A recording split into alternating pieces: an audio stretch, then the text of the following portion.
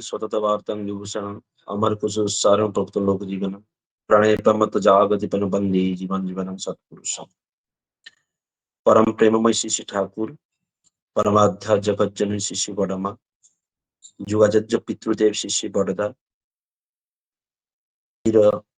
सत्संग श्री आचार्य देव सभी पद पंकज मोर प्रणाम। आज सांध्य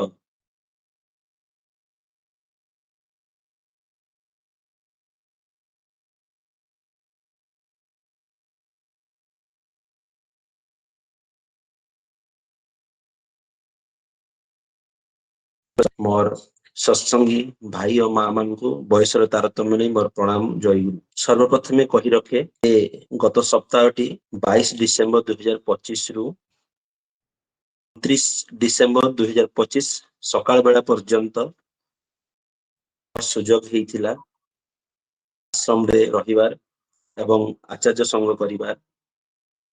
सेही भितरे मु जेबे भी प्राय जाए दीर्घ दिन धरी जेतबे जाए प्राय तो मु आचार्य संग माने नाटमंडप भीतर पार्श्वे बसिवार सुजोग नहीं थाए। प्रत्येक समय जिते आचार्य देव तांकर नाटमंडप रे दर्शन प्रणाम और निवेदन जो आमर हुए से समय जो आचार्य देव बसंती प्राय पूर्वाह्न 2 घंटा पाखापाखि 10:40-45 रु 12:45 गोटाए एवं संध्या 6:30 रु 6:45 रु 8:45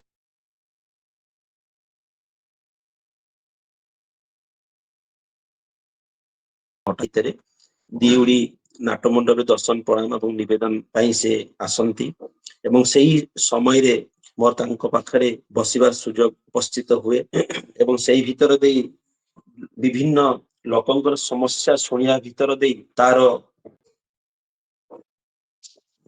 जो समाधान सुसमाधान दे उठंती ताकू ही नहीं कि आज आशीर्वचन कर जदिओ बा भाषा शब्दटी मोर किंतु सब बड़े आपण टिके भाबिया को प्रयास करिवे जे एई भाषा अर्थ शब्दार्थ बा जहाँ भी किसी भावना संपूर्ण शिष्य आचार्य देवंकर केवल भाषा शब्दटी मोर किंतु यह पूज्यपा शिष्य आचार्य देवंकर ही प्रत्यक्ष आशीर्वचन प्रत्यक्ष समाधान प्रत्यक्ष वाणी कारण से गोटे जिनिस हृदबोध हुए गत वर्ष अपेक्षा यही वर्ष टी देखिली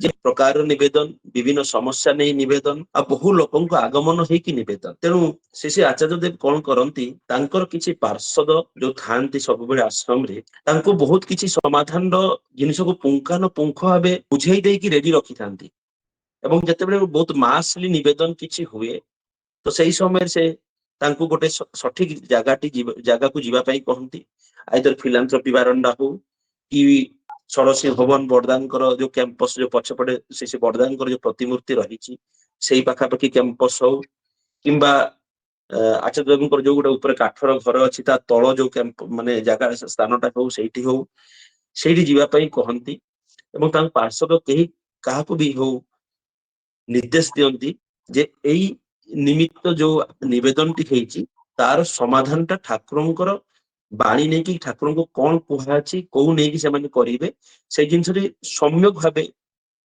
शिष्य आचार्य देव बुझे दियंती एवं तांको पठांती जे ए जिनस तांको ई मेसेज टी तांको सुंदर भावे बुझे की कहि दियंतु कारण बहुत समय भाषागत माने प्रॉब्लम टी हुए तबे जहा हो जो सही ढंग रे कुहा जाए तबे से पूज्यपा शिष्य आचार्य देवंकर जो समाधान सुसमाधान प्रत्येक निवेदन मु मो माध्यम देकी आपण पाखे परिप्रकाश करूची एवं प्रत्येक आशीर्वचन को मु प्राय तो 5टी विभाग रे ताकू डिवाइड करिची प्रथम से डिविजन नहीं कि मु ଯାହା ଆଶୀର୍ବଚନ ସଂଗ୍ରହ କରିଛି ଡାଇରେକ୍ଟ ଲିପିବଦ୍ଧ କରିକି ତାକୁ ମୁଁ ଗୋଟେ ପରେ ଗୋଟେ ପ୍ରକାଶ କରିବି ଏବଂ ଆପଣ ଚେଷ୍ଟା କରିବେ ଯୋଉଟା ଆପଣଙ୍କର ଆବଶ୍ୟକ ଅଛି ସେଇ ପ୍ରକାର ପରିସ୍ଥିତିରେ ଆପଣ ସାମ୍ନା କରୁଛନ୍ତି ସେଇ ପ୍ରକାର ପରିସ୍ଥିତିକୁ ଆପଣ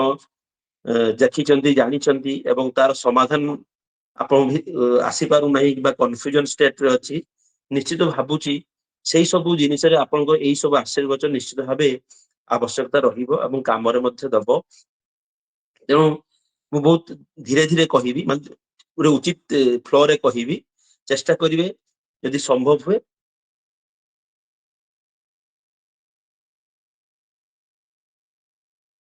ଆପଣ ଯୋଉଟା ଆବଶ୍ୟକ ମନେ କରନ୍ତି ନିଶ୍ଚିତ ଭାବେ ତାକୁ ଲିପିବଦ୍ଧ କରି ରଖିବେ ବର୍ତ୍ତମାନ ସିଚୁଏସନ ଆପଣ ଜାଣନ୍ତି ଯେ ବର୍ତ୍ତମାନ ଲୋକଙ୍କର କ୍ୱାଲିଫିକେସନ ବହୁତ ପଢାପଢି ବହୁତ ଲୋକଙ୍କର ହଉଛି କିନ୍ତୁ ସେଇ ଅନୁଯାୟୀ ଉଚିତ ଚାକିରି ସମସ୍ୟା ମଧ୍ୟ ରହୁଛି ବହୁତ ନିବେଦନ ହୁଏ ଯେ ପଢାପଢି ଏଇ ଡିଗ୍ରୀ ସରିଛି ଏବଂ ସେଇ ଡିଗ୍ରୀ ସରିଛି କିନ୍ତୁ ସରକାରୀ ଚାକିରି ପାଇଁ ଚେଷ୍ଟା କରୁଛନ୍ତି ଆଶୀର୍ବାଦ ପ୍ରାର୍ଥନା କରନ୍ତି ସେଟା ଶ୍ରୀ ଆଚାର୍ଯ୍ୟଦେବ କହୁଛନ୍ତି ଯେ ସରକାରୀ ଚାକିରିଟା ଏମିତି ପକେଟରେ ଧରିକି କେହି ବୁଲୁ ନାହିଁ ବା କାହାରି ପକେଟରେ ଏମିତି ନାହିଁ ଯେ ସରକାରୀ ଚାକିରି ଦେଇଦିଅ ଆଉ ଚାକିରିଟା ହେଇଯିବ ତ ସେଥିପାଇଁ ସେ ସେଇ ଭାବେ ସୁସମାଧାନ ଦେଇ କହୁଛନ୍ତି ଯେ ଯେତେବେଳେ ଆମେ ଗୋଟେ ପରିବା ମାର୍କେଟକୁ ଯାଉ ବା ବାଇଗଣଟି କିଣିବାକୁ ଯାଉଛୁ ଆମେ କୋଉ ବାଇଗଣଟିକୁ ଆମେ ସବୁବେଳେ ପ୍ରିଫର କରୁ କିଣିବା ପାଇଁ ବା ବାଛିବା ପାଇଁ ବା ଓଜନ କରିବା ପାଇଁ ନା ଯୋଉ ବାଇଗଣଟିରେ ନା ପୋକ ଲାଗିଥିବ ସୁନ୍ଦର ଦେଖାଯାଉଥିବ ସତେଜ ଥିବ ସେଇ ପ୍ରକାର ତେଣୁ ଯେତେବେଳେ ବି ଯୋଉ ପ୍ରକାର ଚାକିରି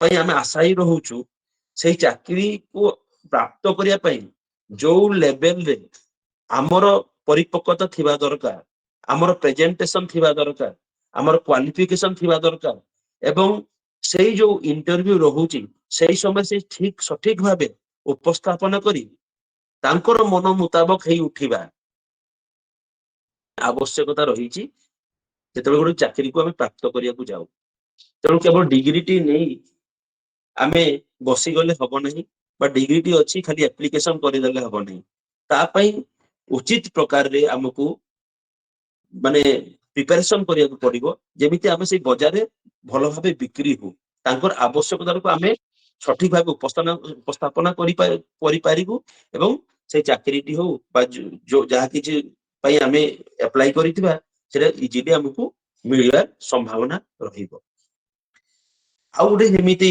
ନିବେଦନ ହୁଏ ଯେ ଚାକିରି କ୍ଷେତ୍ରରେ ଆମେ ଅଛୁ କିନ୍ତୁ କଲିଗ ଭିତରେ ମାତ୍ର ସହକର୍ମୀ ଭିତରେ ବିଦ୍ୱେଷ ଭାବ ରହୁଛି କମ୍ପିଟିଟିଭ ଭାବ ରହୁଛି ଆଉ ଜେଲସନେସ ରହୁଛି ସାଧାରଣତଃ ଯୋଉମାନେ ବି ବିଜନେସ ହଉ ଚାକିରି ହଉ ଯୋଉ ପ୍ରକାର ପରିସ୍ଥିତି ଭିତରେ ବି ଦେଇ କାମ କରୁଛନ୍ତି ନିଶ୍ଚିତ ଭାବେ ଏଇ ଜିନିଷର କିଛି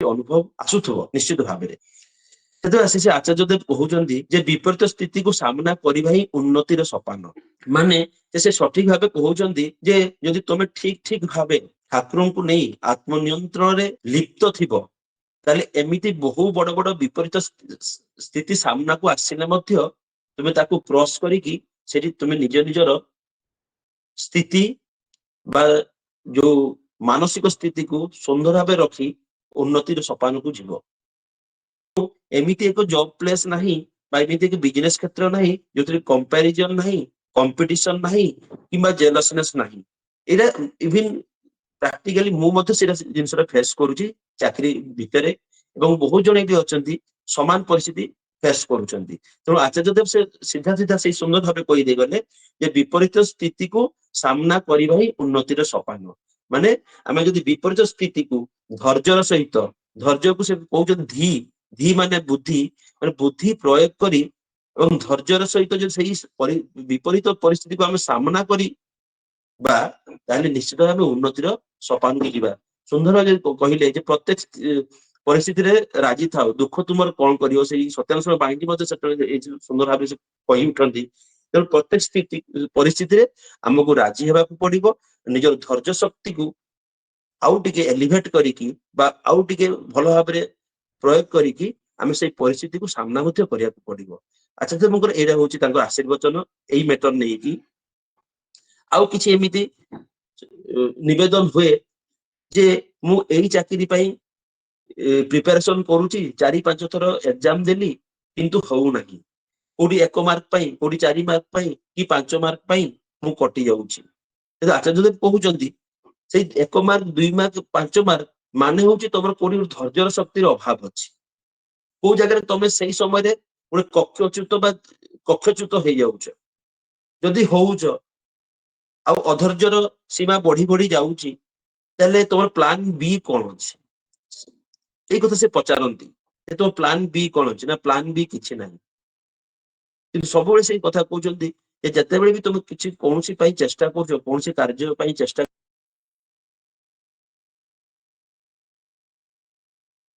କରୁଛ ଏବଂ ତାକୁ ପାଇବାର ଏକ୍ସପେକ୍ଟେସନ ନିହାତି ଜୋର ହେଇକି ଅଛି ଆଉ ଯଦି ନ ହଉଛି ନିଶ୍ଚିତ ଭାବରେ ସେଥିରେ ମାନସିକ ଚାପ ରହିବ ଏବଂ ମାନସିକ ଚାପରେ କେମିତି ନ ରହିବା ସେଇଟା ହିଁ ଆଚାର୍ଯ୍ୟ ସବୁବେଳେ ବର୍ତ୍ତମାନ ମାନେ ବେଶୀ ଏମ୍ଫାସିସ୍ ଦଉଛନ୍ତି ଯେ ମଣିଷ କେମିତି ମାନସିକ ଚାପର ବଶବର୍ତ୍ତୀ ନ ହୁଏ କୌଣସି କାର୍ଯ୍ୟରେ ହଉ ତେଣୁ ସେ କହୁଛନ୍ତି ଯେତେବେଳେ ଆମେ ଏମିତି ଚାକିରି ବିଜନେସ ବା କୌଣସି ପାଇଁ ପ୍ରିପାରେସନ ହଉଛୁ ବା କୌଣସି ଗୋଟେ ଜିନିଷ କରିବା ପାଇଁ ପ୍ରିପାରେସନ ହଉଛୁ ସେଇ ସମୟରେ ନିଶ୍ଚିତ ଭାବେ ଆମର ଗୋଟେ ପ୍ଲାନ ବି ରହିବା ଦରକାର ମାତ୍ର ମାନେ ହଉଛି ଅଲ୍ଟରନେଟିଭ ପ୍ଲାନ ଯଦି ଏଇ ପ୍ଲାନ ଟା ମୁଁ ଫେଲିୟର ହେବି କୌଣସି କାରଣରୁ ତାହେଲେ ଆଉ ଗୋଟେ କୋଉ ପ୍ଲାନ ଟା ସୁନ୍ଦର ଭାବେ ସୁଷ୍ଠୁ ଭାବେ ମୁଁ ଆଗେଇ ନେଇ ଯାଇପାରିବି ତେଣୁ ସବୁବେଳେ ସେ କହୁଛନ୍ତି ଯେ କ୍ୟାରିୟର କ୍ଷେତ୍ରରେ ପଢା କ୍ଷେତ୍ରରେ ବା ଏଇ ଜବ ରିଲେଟେଡ କ୍ଷେତ୍ରରେ ନିଶ୍ଚିତ ଭାବେ ଆମର ପ୍ଲାନ ବି ବା ଯୋଉଟା କହୁଛୁ ଅଲ୍ଟରନେଟିଭ ବା ଆଉ ଗୋଟେ ପ୍ଲାନ ଆମର ନିଶ୍ଚିତ ଭାବେ ଆମ ପାଖରେ ରହିବା ଉଚିତ ଯାହା ଫଳରେ କି ଆମେ କୌଣସି ମାନସିକ ଚାପର ବଶବର୍ତ୍ତୀ ହେବା ନାହିଁ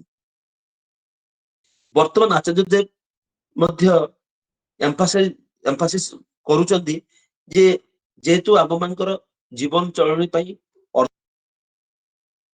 ଅର୍ଥର ଆବଶ୍ୟକତା ଅଛି ପଇସାର ଆବଶ୍ୟକତା ଅଛି ତେଣୁ ସବୁବେଳେ କାହାରି ଉପରେ ଡିପେଣ୍ଡେଣ୍ଟ ହେବା ଉଚିତ ନୁହଁ ଯେ ବାପା ମାଙ୍କର ଏତେ ଧନ ଅଛି ଏତେ ଟଙ୍କା ସେ ରଖିଦେଇଛନ୍ତି ତା ବୋଲି ମୁଁ କିଛି ବିନା ଚିନ୍ତାରେ ବିନା ଦ୍ୱିଧାରେ କିଛି କାମ କରିଯିବି ସେମିତି ହେବା ଉଚିତ ନୁହଁ ପ୍ରତ୍ୟେକ ନିଶ୍ଚିତ ଭାବେ ଆର୍ନିଂ ବା ସ୍କିଲ ଡେଭଲପମେଣ୍ଟ ରିଲେଟେଡ କ୍ୱାଲିଫିକେସନ ନିଶ୍ଚିତ ଭାବେ ରଖିବା ଉଚିତ ଏହା ଝିଅ ମାନଙ୍କ ପାଇଁ ମା ମାନଙ୍କ ପାଇଁ ମଧ୍ୟ ଭାଇ ମାନଙ୍କ ପାଇଁ ମଧ୍ୟ କେତେବେଳେ କୋଉ ପରିସ୍ଥିତି ଆସିବ ଜଣା ନାହିଁ ଯାହାଫଳରେ କି ନିଜ ଜୀବନଟା ଏଟଲିଷ୍ଟ ଆମେ ସୁନ୍ଦର ଭାବେ କୌଣସି ପ୍ରକାରରେ ଆମେ ଆଗକୁ ନେଇ ଯାଇପାରିବା କୌଣସି ମାନସିକ ଚାପ ବା କୌଣସି ପ୍ରକାର ଦୁଃଖ ଦରିଦ୍ରତା ଏଇ ଜିନିଷଟି ଆମ ପାଖରେ ଯେମିତି ଉପନୀତ ନ ହଉ ତେଣୁ ନିଶ୍ଚିତ ଭାବେ earning skill development type of qualification ସମସ୍ତ ପାଖରେ ରହିବା ଉଚିତ କୌଣସି ଏକ ପରିସ୍ଥିତି ବି ହଉ ଏମିତି କୌଣସି ପ୍ରକାର ସେ ପରିସ୍ଥିତି ଆମକୁ ମାନେ ରସାତଳ ଦାମୀ ନ କରେ ସେଥିପାଇଁ ସେଇ ଉଦାହରଣ ଛଳରେ କହୁଥିଲେ ଏବେ ଝିଅ ମାନଙ୍କୁ ବିବାହ ଦେବା ଆଗରୁ ମଧ୍ୟ ଝିଅ ଏକ ସେଲ୍ଫ ସଫିସିଏଣ୍ଟ କେମିତି ହେଇପାରିବ ଯଦି ବା କିଛି ବିବାହର ପରେ କୌଣସି ପ୍ରକାର କିଛି ପ୍ରକାର ଅସୁବିଧା ଘଟେ କୌଣସି ପ୍ରକାର ନକାରାତ୍ମକ ପରିସ୍ଥିତି ଆସେ ସେଇ ନକାରାତ୍ମକ ପରିସ୍ଥିତି ସକାରାତ୍ମକ ଭାବେ ସେ ସ୍ଥିର ହେଇ ଆତ୍ମନିୟନ୍ତ୍ରଣ କରି ପୁଣି ସେଇ ପରିସ୍ଥିତିକୁ ସାମ୍ନା କରିପାରିବ ତା ପାଇଁ ମଧ୍ୟ ବର୍ତ୍ତମାନ ସେଇ ପ୍ରକାର ଭାବି ଚିନ୍ତି ଆମକୁ ଷ୍ଟେପ ନେବା ପାଇଁ ପଡିବ ନିବେଦନ ହୁଏ ଯେ ଗୋଟେ ଜବ ରେ ଅଛୁ ଆମେ ଆଉ ଗୋଟେ ଜବ କରିବା ପାଇଁ ଚାହୁଁଛୁ ଆଶୀର୍ବାଦ ଆପଣଙ୍କର କଣ ରହିଛି ବା ଆଶୀର୍ବାଦ ଦିଅନ୍ତୁ ସେଇ ସମୟରେ ସେ ଆଚାର୍ଯ୍ୟ କହୁଛନ୍ତି ଯେତେବେଳେ କୌଣସି ନୂତନ ଜବ ପାଇଁ ଆମେ ଚେଷ୍ଟା କରୁଛୁ ଆଉ ଏକ୍ଜିଷ୍ଟିଂ ଜବ ରହିଛି ତେବେ ନୂତନ ଜବ ପାଇଁ ଯାହା ଯାହା ସ୍କିଲ ଦରକାର ଯାହା ଯାହା କ୍ୟାପାସିଟି ବିଲ୍ଡିଂ ଦରକାର ସେ ସବୁ ଜିନିଷଟିକୁ ଆମକୁ କରିବାକୁ ପଡିବ ଏବଂ ସେଗୁଡିକୁ କରି ସେଇ ପ୍ରକାର ଯୋଉଠି ଜବ ର ଆବଶ୍ୟକତା ରହିଛି ବା ଯୋଉଠି ଓପନିଂ ଥିବ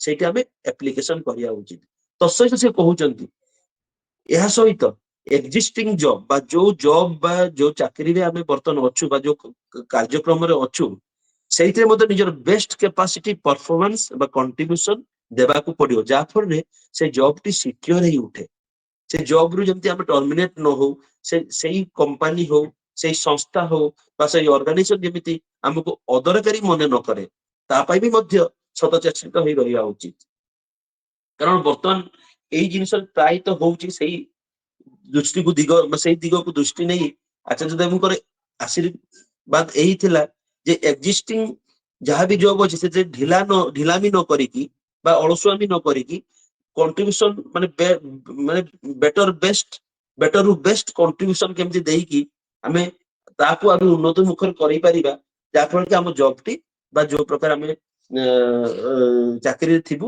ସେ ସିକ୍योର ହୋଇ ରହିବ। ବହୁତ ସମୟରେ ନିବେଦନ ହଉଛି ଯେ ଗୋଟେ ଜବ ପ୍ଲେସ ରେ ବହୁତ ପ୍ରେସର ଆସୁଛି, ବହୁତ ଚାପ ଆସୁଛି, ସେ ଚାପରୁ ଆମେ କେମିତି ଚାପକୁ ନେଇକି କେମିତି କାମ କରିବା, ନା ନୂତନ ଚାକିରି ଖୋଜିବା, ନା ଏମିତି ନିବେଦନ ହଉଛି ଯେ ମୁଁ ବର୍ତ୍ତମାନ ଚାକିରିରେ ବହୁତ ପ୍ରେସର ହଉଛି, ତେଣୁ ମୁଁ ଏବେ ଚାକିରି ଛାଡିକି ବିଜନେସ ବା ଆଉ ଗୋଟେ କିଛି କରିବା ପାଇଁ ଚାହେଁ। ସେ ଆଚାର୍ଯ୍ୟଙ୍କୁ ଆଶୀର୍ବାଦ ପ୍ରାର୍ଥନା କରନ୍ତି। ସେ ସମୟରେ ଆଚାର୍ଯ୍ୟଙ୍କୁ ସୁନ୍ଦର ଭାବେ ବୁଝେଇ ଦେଇ କହନ୍ତି ଯେ ଜବ ପ୍ଲେସ ପ୍ରେସରକୁ ପଜିଟିଭଲି ନେଇକି ନିଜକୁ ବିସ୍ତାର କରିବା ଉଚିତ।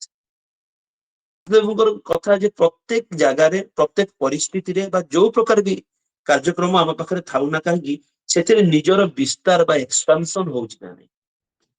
ଏକ୍ସପାନସନ ମାନେ ନୁହଁ, ସେ କେବଳ ଉଦାହରଣ ଦେଇ କହୁଥିଲେ ଯେ ଏକ୍ସପାନସନ ମାନେ ନୁହଁ ଯେ ଆପଣ କିଛି କଠା ବାଡି କରିଗଲେ, ବହୁତ ପଇସା ବ୍ୟାଙ୍କ ବାଲାନ୍ସ ଜମା କରିଦେଲେ, ସେୟା ନୁହଁ।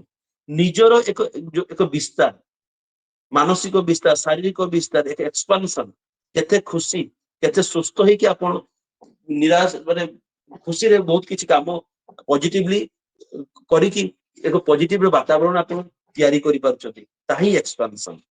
ଏ ହଉଛି କିଛି ସମ୍ୟକ ଭାବେ ଜବ ରିଲେଟେଡ ନିବେଦନ ଯାହା ହେଇଥିଲା ଏବଂ ତାକୁ ନେଇକି ପୂଜ୍ୟପାଦ ଶିଷ୍ୟ ଆଚାର୍ଯ୍ୟ ଦେବ ଯାହା କିଛି ତାଙ୍କର ସୁସମାଧାନ ରଖିଥିଲେ ତାକୁ ନେଇକି ମୁଁ ଉପସ୍ଥାପନା କଲି। ବର୍ତ୍ତମାନ ମୁଁ ଆରମ୍ଭ କରୁଛି ଷ୍ଟଡି ରିଲେଟେଡ ବା ପଢାପଢି ବିଷୟ ନେଇକି। ନିବେଦନ ହୁଏ ଯେ ମାନେ ଏକାଧିକ ନିବେଦନ, ବହୁତ ନିବେଦନ ସେମ ଟାଇପ ର ମୁଁ 10 ଦିନ ଭିତରେ ଶୁଣିଛି ଯେ କୋଉ ସବଜେକ୍ଟ ନେଇ ପଢିଲେ ଭଲ ହୁଏ। ଆସନ୍ତି ପଚାରନ୍ତି ଶିଷ୍ୟ ଆଚାର୍ଯ୍ୟ ଦେବଙ୍କୁ ଯେ କୋଉ ସବଜେକ୍ଟ ନେଇକି ମୁଁ ପାଠ ପଢିବି। ଆଚାର୍ଯ୍ୟ ଦେବ କହନ୍ତି ଯେ ଯୋଉ ସବଜେକ୍ଟ ତମର ଇଣ୍ଟରେଷ୍ଟ ଅଛି, ଯୋଉ ସବଜେକ୍ଟଟି ପଢିଲେ ବା ଯୋଉ ବିଷୟଟି ପଢିଲେ ସ୍ୱଳ୍ପ ସମୟ ପଢିଲେ ବୁଝି ହୁଏ, ଆଉ କାହାରି ସାହାଯ୍ୟ ଆବଶ୍ୟକତା ହୁଏ ନାହିଁ। ମାନେ ବିନା କାହାର ସାହାଯ୍ୟର ଆବଶ୍ୟକତାକୁ ଅନୁଭବ କରି ଯଦି ମୁଁ ସେଇ ବିଷୟଟି ବୁଝିପାରିଲି, ମନେ ରଖିପାରିଲି, ଆଉ ଅତି ସହଜ ସରଳ ଭାବେ କାହା ପାଖରେ ଉପସ୍ଥାପନ କରିପାରୁଛି, ତାହେଲେ ସେଇ ସବଜେକ୍ଟଟି ନେଇ ପଢିଲେ ଭଲ ହୁଏ। ଆଉ ସେଥିରେ ବିସ୍ତାର ଆସେ, ସେଇ ବିସ୍ତାର ଆସିଲେ ହିଁ ସେଥିରେ ଜ୍ଞାନ ପ୍ରାପ୍ତ ହୁଏ, ଆଉ ସେ ଜ୍ଞାନ ହିଁ କୌଣସି କୌଣସି ଆଗକୁ ନେଇ ଆମକୁ ଗୋଟେ ଭଲ ପଜିସନକୁ ପହଞ୍ଚେଇବା ସାହାଯ୍ୟ କରିବ। ଆଉ ଗୋଟେ କଥା ନିବେଦନ ଭିତରେ ଆସେ ଯେ ଆମେ ଏଇ ସବଜେକ୍ଟ ପଢୁଛି, ଏମିତି ପଢୁଛି, ସେୟା ପଢୁଛି, କିନ୍ତୁ ମୁଁ ଟାଇମ ମ୍ୟାନେଜମେଣ୍ଟ କରିପାରୁନାହିଁ। ଆଚାର୍ଯ୍ୟ କହନ୍ତି ଯେ ତୁମେ କେତେ ଦିନ ନାମଧାନ ଠିକ ସେ କରୁଛ କି ନାହିଁ। ସମସ୍ତେ ସେଇ ଜାଗାରେ, କିନ୍ତୁ ମୁଁ ଗୋଟେ ମାର୍କ କଲି ସେଇ ଜାଗାରେ ସମସ୍ତେ ଚୁପ ହିଁ ରହିଯାଆନ୍ତି। ଯେହେତୁ ନାମଧାନ କଥା ସେ ଆଚାର୍ଯ୍ୟ ଦେବ କହନ୍ତି, ସେଇ ସମୟରେ ସମସ୍ତେ ଚୁପ। ନାମଧାନ କରିବା, ଇଷ୍ଟଭୂତି କରିବା, ପ୍ରାର୍ଥନା କରିବା, এইটা হচ্ছে ଗୋଟେ ଚେନ୍, ଯାହାକି ଆମର ଆତ୍ମନିୟନ୍ତ୍ରଣ ର ଯୋଉ ଶୃଙ୍ଖଳା ଅଛି এইটা ହିଁ ଆରମ୍ଭ। ଯଦି ଏଇ ଜିନିଷର ଡେଲି ଅଳ୍ପ ସମୟ ହଉ, ବେଶୀ ସମୟ ହଉ, ଯୋଉ ପ୍ରକାର ହଉ ଯଦି କରି ଚାଲୁ ନିଶ୍ଚିତ ଭାବରେ ଟାଇମ ମ୍ୟାନେଜମେଣ୍ଟ ବି ସୁନ୍ଦର ଭାବେ ହେଇଯିବ। ଯୋଉଟା କି ଯଦି ଆମ ଟାଇମ ଟେବୁଲରେ ନାମଧାନ ଇଷ୍ଟଭୂତି ଆରମ୍ଭ ହୁଏ, ନିଶ୍ଚିତ ଦେଖିବେ ପ୍ରତ୍ୟେକ ଜିନିଷରେ ଠିକ ଠିକ ଟାଇମରେ ହେଇ ଚାଲିବ ଅଟୋମେଟିକାଲି। ଏବଂ ନିଜର ଗୋଟେ ପର୍ପଜ ଅଫ ଲାଇଫ ଥିବା ଦରକାର। ଏବଂ ସେଇ ପର୍ପଜ ଅଫ ଲାଇଫ କେତେବେଳେ କ୍ଲିୟର ହୁଏ, ଭେରି କ୍ଲାରିଟି ବଢେ ନା, ତାହା ପାଇଁ ମଧ୍ୟ ଆମର ଏଇ ଆତ୍ମନିୟନ୍ତ୍ରଣ ଶୃଙ୍ଖଳା, ଯୋଉଟାକି ଯଜନ ଯାଜନ ଇଷ୍ଟଭୂତି ସସ୍ତନୀ ସଦାଚାର ଆବଶ୍ୟକତା ରହିଛି। ଏବଂ ଏଇ ଜିନିଷକୁ ଯିଏ ଠିକ ଠିକ କରୁଥିବେ ଆତ୍ମନିୟନ୍ତ୍ରଣ ରହିବ। ଆତ୍ମନିୟନ୍ତ୍ରଣ ରହିଲେ time management, purpose of life, এই କ୍ଲାରିଟି ଗୁଡାକ ସୁନ୍ଦର ଭାବେ ଉଦ୍ଭାସିତ ହେଇ ଉଠିବ। ସୁନ୍ଦର ଗୋଟେ ଉଦାହରଣ ଦେଇ କହନ୍ତି ଯେ ଆମର କ୍ଲାରିଟି, ଯେମିତି ଗରମ ପାଣିରେ ଯେତେବେଳେ ଆମେ ବାଥରୁମ ଭିତରେ ଗାଧାଉ ଦେଖିବେ ମିରରଟି ମାନେ ଧୂଆଁଳିଆ ହେଇଯାଏ, ଆଉ ଆମେ ସେଠି ଠିକ ଭାବେ ଉଦ୍ଭାସିତ ହେଇପାରୁନା। ତେଣୁ ସେଇ ଟାଇପର ଯଦି ଆମର ଆତ୍ମନିୟନ୍ତ୍ରଣ କ୍ଲାରିଟି ନଥିବ, ତାହେଲେ କଣ ହୁଏ, ଏମିତି ଧୂଆଁଳିଆ ହେଇ ରହିବ, ଯୋଉଟା ଆମର ନିଜର ଜିନିଷରେ ନିଜର କ୍ଲାରିଟିଟା ଉଦ୍ଭାସିତ ହେଇପାରିବ ନାହିଁ।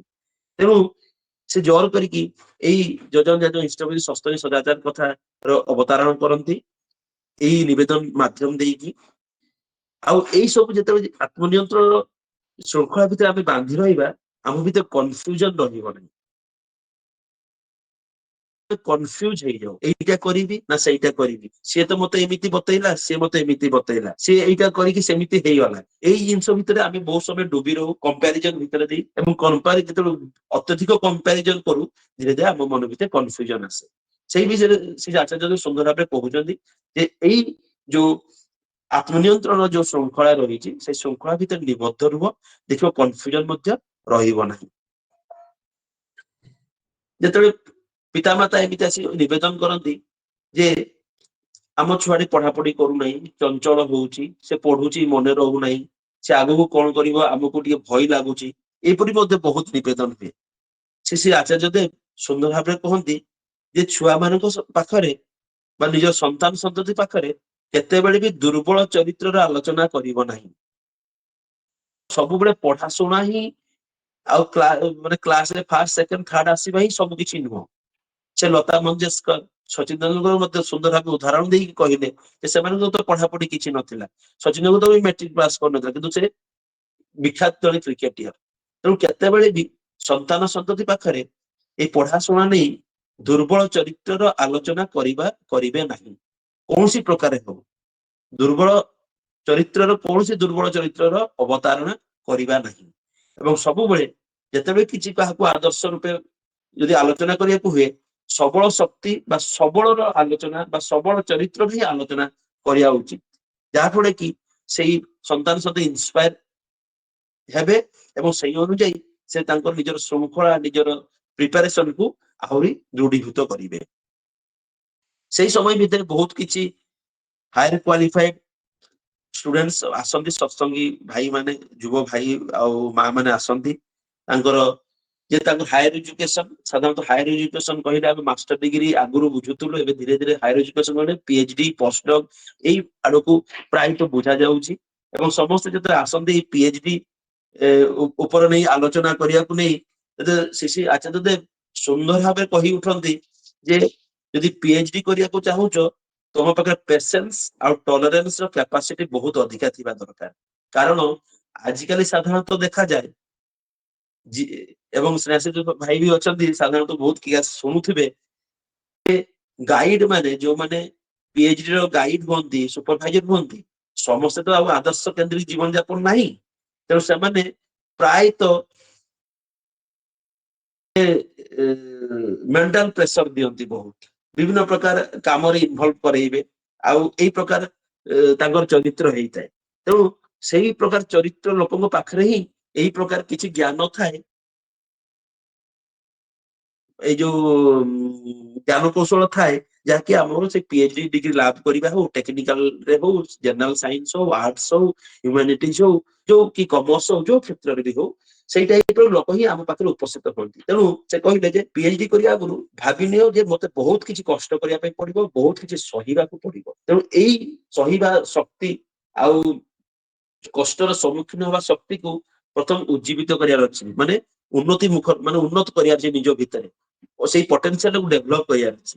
ଏବଂ ଯେତେବେଳେ ବି ଯାହାବି କିଛି ସେମିତି ପରିସ୍ଥିତି ଆସେ, ନିଜର ବୁଦ୍ଧି ପ୍ରୟୋଗ କରିବା, ଧୈର୍ଯ୍ୟ ଶକ୍ତି ବା ସେ ଧୈର୍ଯ୍ୟ ଯୋଉ ଧି ମାନେ ବୁଦ୍ଧି, ବୁଦ୍ଧି ପ୍ରୟୋଗ କରି ସେଇ ପରିସ୍ଥିତି ଗୁଡିକୁ କେମିତି ଏଡେଇ ଯାଇ ହବ ସୁନ୍ଦର ଭାବେ, କେତେବେଳେ ଟିକେ ନରମ ହେଇବାକୁ ପଡିବ, କେତେବେଳେ ଟିକେ ନିଜକୁ ସମେସି ଭାବାକୁ ପଡିବ, ସେଇ ପ୍ରକାର ହେଇ ଯେମିତି ହଉ କାର୍ଯ୍ୟଟି ହାସଲ କରି ଆମକୁ ଆଗକୁ ଯିବାକୁ ପଡିବ। ତେଣୁ ଖାଲି ପିଏଚଡି ବା ରିସର୍ଚ୍ଚ କରିବି ଏସବୁ ପାଇଁ ବହୁତ ଧୈର୍ଯ୍ୟ ଦରକାର, ବହୁତ ଯୋଉ ଧୈର୍ଯ୍ୟ ଦରକାର, ସେ ଧୈର୍ଯ୍ୟ ଶକ୍ତି ଯଦି ନାହିଁ, ତାହେଲେ ଯଥାସମ୍ଭବ ଏହା ଭଲ ହୁଏ କି ତମେ ଅନ୍ୟ ଲାଇନ ଚୁଜ କରି ଜବ ଆଡକୁ ଗତି କରିପାର। କଣ ହବ ନା ଏପଟ ନା ସେପଟ, ଦିଟା ଯାକ ତୁମକୁ କନଫ୍ୟୁଜନ ଭିତରେ ରଖିବ, ଯାହାଫଳରେ କି ତମକୁ ଏକ ମାନସିକ ଚାପ ଦେବ, ଯାହାକି ତମର ଜୀବନ ଶକ୍ତିକୁ କ୍ଷୁଣ କରିବ ନିଶ୍ଚିତ ଭାବରେ। ତେଣୁ ଏଇ ଜିନିଷ ସେ ସୁନ୍ଦର ଭାବେ ସମାଧାନ ଦେଇ କୁହନ୍ତି, ଯଦି ଧୈର୍ଯ୍ୟ ଅଛି, କଷ୍ଟ ସହିବାର ଶକ୍ତି ଅଛି, ତାହେଲେ ତମେ ପିଏଚଡି ଆଡକୁ ମନ ଦେଇପାର। କିଛି ଏମିତି ନିବେଦନ ଭିତରେ ଦେଇ ବାପା ମା ଫ୍ୟାମିଲି ଏମିତି ଆସିଥାନ୍ତି, ଏବଂ କିଏ ଫାର୍ଷ୍ଟ ପୋଜିସନ, କିଏ ସେକେଣ୍ଡ ପୋଜିସନ, କି ଥାର୍ଡ ପୋଜିସନ ଅଛି, ଏ ବି ନିବେଦନ କରନ୍ତି। ଆଚାର୍ଯ୍ୟ ଖୁବ ଖୁସି ହୁଅନ୍ତି ଶୁଣିକି, ଖୁବ ଭଲ କହନ୍ତି। ଏବଂ ସେଇ ଭିତରେ କୁହନ୍ତି ଯେ ପଢାପଢି ସବୁବେଳେ ପୋଜିସନକୁ ମାପିବେ ନାହିଁ, ଏଇ ପୋଜିସନରେ ମାପିବା ଭିତରେ ଦେଇ କଣ ହୁଏ, ଗୋଟେ କମ୍ପାରିଜନ, କନଫ୍ୟୁଜନ, ସବୁ କିଛି ଧୀରେ ଧୀରେ ମଞ୍ଜି ଗୁଡା ପୋତି ହେଇ ଚାଲିବ। ତାଠୁ ବରଂ କୋଉଥିରେ ଆହୁରି ଇଣ୍ଟରେଷ୍ଟ ଅଛି, କଣ କରିଲେ ଆଉ ଟିକେ ବେଟର କରିପାରିବ, ତାକୁ ସେଇ ପ୍ରକାର ଜିନିଷ ଗୁଡାକ ଯୋଗାଣ ବା ପୋଷଣ ଦେବା ପାଇଁ ଚେଷ୍ଟିତ ହୁଅନ୍ତୁ। ସାଧାରଣତଃ ଏଇ ଜିନିଷ ତାଙ୍କର ମାନେ ପ୍ୟାରେଣ୍ଟସ କୁ ବା ଗାର୍ଡିଆନ ଏଇମାନଙ୍କୁ ନେଇକି ହିଁ କହନ୍ତି କଥାଟି ଯେ ଆପଣଙ୍କର ତାର ଆହୁରି କଣ ଇଣ୍ଟରେଷ୍ଟ ଅଛି, କଣ ସେ କରିପାରିବ, କୋଉଥିରେ ସେ ଅଛି, ତାକୁ ସେଇ ପ୍ରକାର ପୋଷଣ ଦିଅନ୍ତୁ। କିନ୍ତୁ ଏଇ ଫାର୍ଷ୍ଟ ସେକେଣ୍ଡ ଥାର୍ଡ ଏଇ ପୋଜିସନକୁ ନେଇକି ସବୁବେଳେ ମାପାମାପି କଲେ ଧୀରେ ଧୀରେ କେତେବେଳେ ଯଦି ପୋଜିସନ ଏକ୍ସପେକ୍ଟେସନ ଥିବ ପ୍ରଥମ ହେଇଗଲା ଦ୍ୱିତୀୟ, ତାହେଲେ ସେଇଠି ଆସିଯିବ ଅବସାଦ ବା ଡିପ୍ରେସନ। ସାଧାରଣତଃ ଏଇ ଜିନିଷଟା ଆମର ହଉଛି। ଆମେ ସବୁବେଳେ ଏଇ ପଣ୍ଡା ବାବୁଙ୍କ ପୁଅ ପ୍ରଥମ ହଉଛି, ତୁ କଣ କରୁଛୁ କ୍ଲାସରେ ସେକେଣ୍ଡ ହଉଛୁ, ଏଇ ପ୍ରକାର ଜିନିଷ ଆମର ସାଧାରଣତଃ ହଉଛି। ତେଣୁ ଯୋଉ ଆଚାର୍ଯ୍ୟ ସୁନ୍ଦର ଭାବେ କହିଗଲେ ଯେ ପୋଜିସନ ଭିତରେ ମପାମପି ନ କରିକି ଛୁଆର ବା ସନ୍ତାନ ସହିତ ଆହୁରି କଣ ଇଣ୍ଟରେଷ୍ଟ ଅଛି ସେଥିରେ ଆମେ ପୋଷଣ ଦେଇ ଚାଲିବା, ସେଇଟା ହିଁ ସୁନ୍ଦର ହେଇ ଉଠିବ ଜୀବନ ପାଇଁ। ଏ ରହିଲା ଷ୍ଟଡି ରିଲେଟେଡ କିଛି ସୁସମାଧାନ ଆଶୀର୍ବାଦ ମାଧ୍ୟମ ଦେଇକି। ଏବେ ଆସୁଛି ମୁଁ ବିଜନେସ ରିଲେଟେଡ, ବହୁତ ନିବେଦନ ବିଜନେସ ରିଲେଟେଡ, କାରଣ ଏ ତ ଆର୍ନିଂ ଆଉ ଜୀବନ ଜୀବିକାର କଥା। ତେଣୁ ବହୁତ ଲୋକଙ୍କର କ୍ଷତି ହେଇଛି, କାହାର ବିଜନେସ ଡୁବି ଯାଇଛି, ଆଉ କିଏ ବିଜନେସ ରେ ପାରଙ୍ଗମ ହେଇପାରୁନାହାନ୍ତି, ଆଗରୁ ଭଲ ଚାଲୁଥିଲା ଏବେ ଚାଲୁନାହିଁ। ଏଇ ପ୍ରକାର ବିଭିନ୍ନ ପ୍ରକାର ମାନେ ନିବେଦନ ଭିତରେ ଦେଇ କିଛି ସମ୍ୟକ ଆଶୀର୍ବଚନ ମାନେ କିଛି ପିନ୍ ପଏଣ୍ଟେଡ ଆଶୀର୍ବଚନ ମାନେ ମାନେ ତାର ସମରି ହିସାବରେ ମୁଁ କହୁଛି ଯେ ଯେତେବେଳେ ଆମେ ଗୋଟେ ବିଜନେସ କଥା ଚିନ୍ତା କରୁ ଏବଂ ସେଥିରେ ନିଶ୍ଚିତ ଭାବରେ ଶ୍ରୀ ଆଚାର୍ଯ୍ୟ ଦେବ କହୁଛନ୍ତି ଯେ କଣ ବିଜନେସ କରିବୁ ସେଥିରେ ଗୋଟେ କ୍ଲାରିଟି ରହିବା ଦରକାର। ସେଇ ଲୋକାଲ ମାର୍କେଟକୁ ନେଇକି, ଲୋକାଲ ମାର୍କେଟ ଡିମାଣ୍ଡକୁ ନେଇକି ଏବଂ ମାର୍କେଟିଂ ପଲିସି ନେଇକି ଯେ କେମିତି ମୁଁ ଏଟାକୁ ମାର୍କେଟିଂ କଲେ ଏହା ସୁନ୍ଦର ହେଇପାରିବ। କାରଣ ସେ ସୁନ୍ଦର ବୁଝେଇ ଦଉଛନ୍ତି ଯେ ଆଜିକାଲି ତ ଅନଲାଇନ ମାର୍କେଟିଂ ହେଇଗଲାଣି, ଘରେ ଲୋକ ବସିକି ଅନଲାଇନରେ ଜିନିଷ ମଗେଇ ଦେଇ ପାରୁଛି, ତାହେଲେ ତମ ଦୋକାନକୁ ଯିବ କଣ ପାଇଁ? ମାର୍କେଟ ଡିମାଣ୍ଡ ଆଉ ମାର୍କେଟିଂ ପଲିସି ଏଇ ଉପରେ ସେ ପ୍ରତ୍ୟେକ ବିଜନେସ ଉପରେ ନିବେଦନ କରୁଥିବା ଯୋଉ ଭାଇ ମା ମାନଙ୍କୁ ଏଇ କଥା ସେ ବାରମ୍ବାର ଦହରେଇକି କହୁଥାନ୍ତି ଯେ ମାର୍କେଟର ଡିମାଣ୍ଡ ଆଉ ମାର୍କେଟିଂ ପଲିସି ଏଇ ଦିଟା ଜିନିଷକୁ ଆୟତ୍ତ କରିନିଅ ପ୍ରଥମେ, ତାପରେ ତମେ ବିଜନେସ ର ପଞ୍ଚନୀତି ଯାହା ବିଜନେସ ର ଯୋଉ ବ୍ୟବସାୟର ଯୋଉ ପଞ୍ଚନୀତି ଅଛି ସେଇ ପଞ୍ଚନୀତିଟିକୁ ମାନିବ, ପ୍ଲସ ମାର୍କେଟ ଡିମାଣ୍ଡ ଆଉ ମାର୍କେଟିଂ ପଲିସି ଏଇଥିରେ ପୁଙ୍ଖାନୁପୁଙ୍ଖ ଭାବେ ଟିକେ ଗବେଷଣା କରିକି ତମେ କୋଉ ଉପରେ ବିଜନେସ ଟି ଷ୍ଟାର୍ଟ କରିବ ସେଇଟା ନିଶ୍ଚିତ ଭାବେ ସ୍ଥିର କରିବ। ଜଣେ ଭାଇ ଆସିକି ନିବେଦନ କରୁଛନ୍ତି ଯେ ମୁଁ ବାସନ ବ୍ୟବସାୟ ଆରମ୍ଭ କରିବାକୁ ଚାହୁଁଛି, ଆଶୀର୍ବାଦ କରନ୍ତୁ। ପୂଜ୍ୟପାଶି ସେ ଆଚାର୍ଯ୍ୟ ଦେବ ଏଇ କଥା କହୁଛନ୍ତି ଯେ ବାସନ ବ୍ୟବସାୟ ତ ସୁନ୍ଦର ବ୍ୟବସାୟ, କିନ୍ତୁ ବର୍ତ୍ତମାନ ତ ଯୋଉ ପ୍ରକାର ଫ୍ୟାମିଲିର ପରିସ୍ଥିତି, ପ୍ରାୟ ଫ୍ୟାମିଲିରେ 2 ଜଣ ଚାକିରି କରୁଛନ୍ତି, ଲୋକଙ୍କ ପାଖରେ ସମୟ ନାହିଁ। ଏବେ ସେଥିପାଇଁ ପ୍ରାୟତଃ ଇଣ୍ଡକ୍ସନ ରେ ରୋଷେଇ କରିବାର ପରିସ୍ଥିତି ଆସିଲାଣି। କେତେବେଳେ ମାଇକ୍ରୋୱେଭ ରେ କେବଳ ଖାଦ୍ୟକୁ ଥରେ ରାନ୍ଧିକି 10 ଥର ଗରମ କରିବାର ପରିସ୍ଥିତି ଆସିଲାଣି। ତ ସେଇ ଟାଇପ ର ଯଦି ଆପଣ ବର୍ତ୍ତମାନ କଂସା ବାସନ କରିବେ, ଷ୍ଟିଲ କରିବେ, କିନ୍ତୁ ନର୍ମାଲ ହେଭି ବାସନ କରିବେ ହୁଏତ ଚାଲି ନପାରେ। କିନ୍ତୁ ବର୍ତ୍ତମାନ ଯୋଉ ପରିସ୍ଥିତିରେ ଯୋଉ ପ୍ରକାର ଆଡପ୍ଟେସନ ଆସିଲାଣି ବାସନ ୟୁଜ କରିବାରେ, ଯଦି ଆପଣ ସେଇ ପ୍ରକାର ବାସନ ବିଜନେସ କରନ୍ତି, ସେଇ ପ୍ରକାର ବାସନ ତିଆରି କରି ଯଦି ବିକ୍ରି କରିପାରନ୍ତି ତାହେଲେ ସୁନ୍ଦର ହବ। ଯଦି ଆପଣ କହିବେ ନା ମୁଁ କଂସା ବାସନ କରିବି କି ଷ୍ଟିଲ ର କରିବି କି ରଫର ର କରିବି, ତାହେଲେ ହୁଏତ ସେଟା ଭଲ ବିଜନେସ ଦେଇ ନପାରେ। ବର୍ତ୍ତମାନ ମାର୍କେଟ ଡିମାଣ୍ଡ ଯାହା ମାଗୁଛି, ବର୍ତ୍ତମାନ ଲୋକଙ୍କ ଡିମାଣ୍ଡ ଯାହା ମାଗୁଛି, ସେଇଭଳି ଯଦି ଆପଣ ବାସନ ବ୍ୟବସାୟୀ ପାଇଁ ପ୍ରସ୍ତୁତି ନିଅନ୍ତି ତାହେଲେ ତାହା ଭଲ ହୁଏ। ଏମିତି ସୁନ୍ଦର ଭାବେ ଆଚାର୍ଯ୍ୟ ଦେବ ମାନେ ସମାଧାନ ଟା ଦଉଛନ୍ତି ତାଙ୍କୁ। ଜଣେ ମା ଆସିଲେ କହୁଛନ୍ତି ଯେ ମୁଁ ଫୁଡ ଟେକ୍ନୋଲୋଜି ଉପରେ ପଢାପଢି କରିଛି ଏବଂ କିଛି ବେକରୀ ବିଜନେସ ଆରମ୍ଭ କରିବା ପାଇଁ ଯାଉଛି। ସେ ଆଚାର୍ଯ୍ୟ ଦେବ ସୁନ୍ଦର ଭାବେ କହୁଛନ୍ତି ବର୍ତ୍ତମାନ ଆପଣ ଯଦି ପାରୁଛନ୍ତି ଜେମ୍ କେକ୍ ମାନେ ଯୋଉ ଅଣ୍ଡାର ମାନେ ବ୍ୟବହାର ହବ ନାହିଁ, ସେଇ ପ୍ରକାର କେକ୍ ଯଦି ଆପଣ କରିପାରନ୍ତି, ଛୋଟ ଛୋଟ କେକ୍ ଯେମିତି କି ସକାଳୁ ଛୁଆ ଟିଫିନରେ ନେଇପାରନ୍ତି, ଲଞ୍ଚ ବକ୍ସରେ ନେଇପାରନ୍ତି, ସ୍କୁଲରେ ଯୋଉ ବାପା ମା ସକାଳୁ କରିପାରୁନାହାନ୍ତି, ସେଇ ଟାଇପର ଯଦି ଆପଣ କିଛି ଆରମ୍ଭ କରନ୍ତେ ତାହେଲେ ଏ ସୁନ୍ଦର ହେଇ ଉଠନ୍ତା। ସେ ମାଟି ମଧ୍ୟ ବହୁତ ସୁନ୍ଦର ଖୁସି ହେଇକି ପ୍ରଣାମ କରିକି ସେ ଉଠିକି ଗଲେ। ସେମିତି ଜଣେ ଭାଇ ଆସି ନିବେଦନ କରୁଛନ୍ତି ଯେ ମୁଁ ଗୋଟେ ସୁନା ଦୋକାନ ବା ସୁନା ଦୋକାନ ଦେବା ପାଇଁ ଚାହୁଁଛି। ପୂଜ୍ୟପାତ ଶିଷ୍ୟ ଆଚାର୍ଯ୍ୟ କହୁଛନ୍ତି ଆପଣ ତ ଜାଣନ୍ତି ଆଉ ଏବେ ସୁନାର ଦରଟା କେମିତି ହେଲାଣି ନା ଆଜ୍ଞା। ତ ତେଣୁ ଏବେ ସୁନା ଜଣେ ମିଡିଲ କ୍ଲାସ ଫ୍ୟାମିଲି ପାଇଁ ସୁନା ଏବେ ଆଗରୁ ଏମିତି କିଣି ପାରୁଥିଲେ, ଏବେ ହୁଏତ ସେମିତି ନୂଆ ସୁନା ବା ନୂଆ ଡିଜାଇନ ନୂଆ ପ୍ରଡକ୍ଟ କିଣିବାଟା ପ୍ରାୟତଃ କମି ଯାଉଛି। ଯାହା ଫଳରେ କଣ ହଉଛି, ଲୋକମାନଙ୍କ ପାଖରେ ଯାହା ବି ପୁରୁଣା ସୁନା ଅଛି ସେଇଗୁଡାକୁ ତରଳେଇକି ହଉ, ସେଗୁଡାକୁ ଟିକେ ରିପେୟାର କରିକି ହଉ, ଟିକେ ନୂଆ ଡିଜାଇନ କରିକି ହଉ, ସେଇ ପ୍ରକାର କାମରେ ପ୍ରାୟତଃ ବର୍ତ୍ତମାନ ଆଗ୍ରହଟା ବଢୁଛି, ଯୋଉଟା ସ୍ୱାଭାବିକ କଥା, ଯୋଉଟା ମୁଁ ବି ଅନୁଭବ କରିଛି। ସେଇ ହିସାବରେ ଆଚାର୍ଯ୍ୟ ସୁନ୍ଦର ଭାବେ କହୁଛନ୍ତି। ତେଣୁ ଯଦି ଆପଣ ନୂଆ ପ୍ରଡକ୍ଟ ଉପରେ ବେଶୀ ଇନଭେଷ୍ଟମେଣ୍ଟ ନ କରିକି, ମାନେ ସୁନା ବହୁତ ଆଣିକି ଭଲ ଭଲ ଡିଜାଇନ କରିକି ଆପଣ ଡିସପ୍ଲେ ନ ରଖିକି, ଯଦି ଆପଣ ଫୋକସ କରନ୍ତି ଯେ ରିପେୟାର ମାଧ୍ୟମ ଦେଇକି ଗୋଟେ ଭଲ ଡିଜାଇନ ତାଙ୍କର ପୁରୁଣା ସୁନାକୁ ନେଇକି ଆପଣ ଗୋଟେ ସୁନ୍ଦର ଡିଜାଇନ ଦେଇକି ତାଙ୍କୁ ଯେମିତି ପରିବେଷଣ କରିଦେଇ ପାରନ୍ତି, ସେଇ ଟାଇପରେ ଯଦି ଆପଣ କରୁଛନ୍ତି, ତାହେଲେ ହୁଏତ ଏଇ ପ୍ରକାର ବିଜନେସ ଟା ଆପଣଙ୍କୁ ବେଶୀ ସହାୟକ ହବ। ସେ ମଧ୍ୟ ବହୁତ ଖୁସି ହେଲେ ସେ ଭାଇ ଜଣକ, ଏବଂ ପ୍ରଣାମ କରିକି ସେ ଗଲେ। ଦେଖନ୍ତୁ କି ସୁନ୍ଦର ଭାବେ ଯେ ସୁନା ଦୋକାନ ପାଇଁ ନିବେଦନ କଲେ, ପୂଜ୍ୟପାଶି ସେ ଆଚାର୍ଯ୍ୟ ସୁନ୍ଦର ଭାବେ ହଁ ମାରିକି ମୁଣ୍ଡଟା ସ୍ମିତ ହାସ ଦେଇକି ମୁଣ୍ଡଟା ହଲେଇକି ବି କହିଦେଇ ପାରନ୍ତେ, ମାନେ କରିଦେଇ ପାରନ୍ତେ, କିନ୍ତୁ କି ସୁନ୍ଦର ଭାବେ ବର୍ତ୍ତମାନ ଯୋଉ ମାର୍କେଟିଂ ସ୍ଥିତି ଅଛି ସୁନାର, ଯୋଉଟା କି ଆମେ ସମସ୍ତେ ଅନୁଭବ କରୁ, ଯୋଉ ପ୍ରକାର ରେଟ୍ ବଢି ବଢି ଚାଲିଛି ସୁନାର, ସେଇ ହିସାବରେ ଆପଣ ଦେଖନ୍ତୁ ବାସ୍ତବ କି ସୁନ୍ଦର ଭାବେ ସୁସମାଧାନ ଦେଇଗଲେ। ସେଇଠି ଭାଇ ତାଙ୍କର ଇଣ୍ଟରେଷ୍ଟ ବି ରହିଲା ସୁନା ଉପରେ କାମ କରିବାର, ସୁନା ବ୍ୟବସାୟ କରିବାର, ଏବଂ କଣ କଲେ ସେ ଲୋକଙ୍କର ପ୍ରିୟ ଭାଜନ ହେଇପାରିବେ, କଷ୍ଟମର କୁ ବାନ୍ଧି ରଖିପାରିବେ, ଏବଂ ତାଙ୍କର ଯୋଉ ଦୋକାନ କରିକି ଯୋଉ କାରିଗର ରଖିବା ଇଏ କରିବା ଭିତରେ ଦେଇକି ଯୋଉ ହବ ପ୍ରତିପୋଷଣ ବି ହେଇପାରିବ, ଏବଂ ସେ ମଧ୍ୟ ଦି ପଇସା ପାଇବେ। କି ସୁନ୍ଦର ଭାବେ ସମାଧାନଟି ପୁଙ୍ଖାନୁପୁଙ୍ଖ ଭାବେ ତାଙ୍କୁ ସୁନ୍ଦର ଭାବେ ବୁଝେଇ ଦେଇ ପାରିଛନ୍ତି, ମାନେ ବୁଝେଇ ଦେଇକି କହୁଛନ୍ତି। ଆଉ ଜଣେ ଭାଇ ଏମିତି ନିବେଦନ କରନ୍ତି, ଯୋଉଟା କି ପ୍ରୀତିଲତା ମା ମଧ୍ୟ କହୁଥିଲେ, ମୁଁ ସେ ପାଖରେ ବସିଥିଲି, କ୍ଲାରିଟିରେ ମୁଁ ସୁନ୍ଦର ଭାବେ କହିଦଉଛି। ଭାଇ ଜଣ ନିବେଦନ କରୁଛନ୍ତି ଯେ ମୋର 3ଟା ବିଜନେସ ଅଛି, ଲଟେରୀ ବିଜନେସ, ବ୍ୟାଟେରୀ ବିଜନେସ, ଆଉ ରେଷ୍ଟୁରାଣ୍ଟ।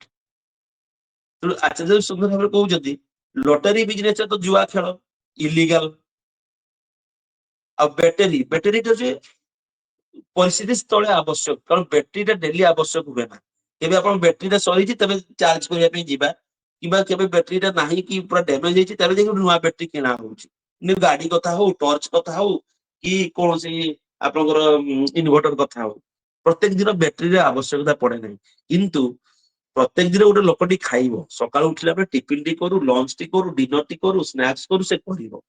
ତେଣୁ ଏଇ ଯୋଉ ଖାଇବା ପିଇବାର ଯୋଉ ବିଜନେସ ରେଷ୍ଟୁରାଣ୍ଟ ଟା କରିଛନ୍ତି, ହୁଏତ ସେଇଥିରେ ଆପଣ ଯଦି ମନୋଯୋଗ ବେଶୀ ଭଲ ଭାବେ ଦିଅନ୍ତି, ସେଇଟା ଆପଣଙ୍କୁ ବେଶୀ ମାନେ ଉନ୍ନତି ଆଡକୁ ଯିବ। ତେଣୁ ଆଚାର୍ଯ୍ୟଙ୍କର ଏଇ ଯୋଉ ସୁସମାଧାନ, ମୁଁ ବାରମ୍ବାର କହୁଛି ସୁସମାଧାନ, କି ସୁନ୍ଦର ଭାବେ ସରଳ ଭାବେ କ୍ଲାରିଟି ଦେଇକି ବୁଝେଇ ଦଉଛନ୍ତି ଜିନିଷଟା, ଯେ ଲଟେରୀ ହଉଛି ଇଲିଗାଲ, ବ୍ୟାଟେରୀ ହଉଛି ମାନେ ଇଣ୍ଟରମିଡିଏଟରୀ, ମାନେ କେତେବେଳେ କେମିତି ଦରକାର ପଡିବ, କିନ୍ତୁ ରେଷ୍ଟୁରାଣ୍ଟ ଟା ସବୁବେଳେ ଦରକାର ପଡିବ। ତେଣୁ ରେଷ୍ଟୁରାଣ୍ଟ ଯଦି ଆପଣ ମନୋଯୋଗ କରିକି ମନ ଧ୍ୟାନ ଦେଇକି ସେଇ ବିଜନେସ ଟିକୁ ଆପଣ ବେଶୀ ଧ୍ୟାନ ବା ସମୟ ଦିଅନ୍ତି, ହୁଏତ ସେଇଟା ଆପଣଙ୍କୁ ଉନ୍ନତି ମୁଖ ଆଡକୁ ନେଇଯିବ।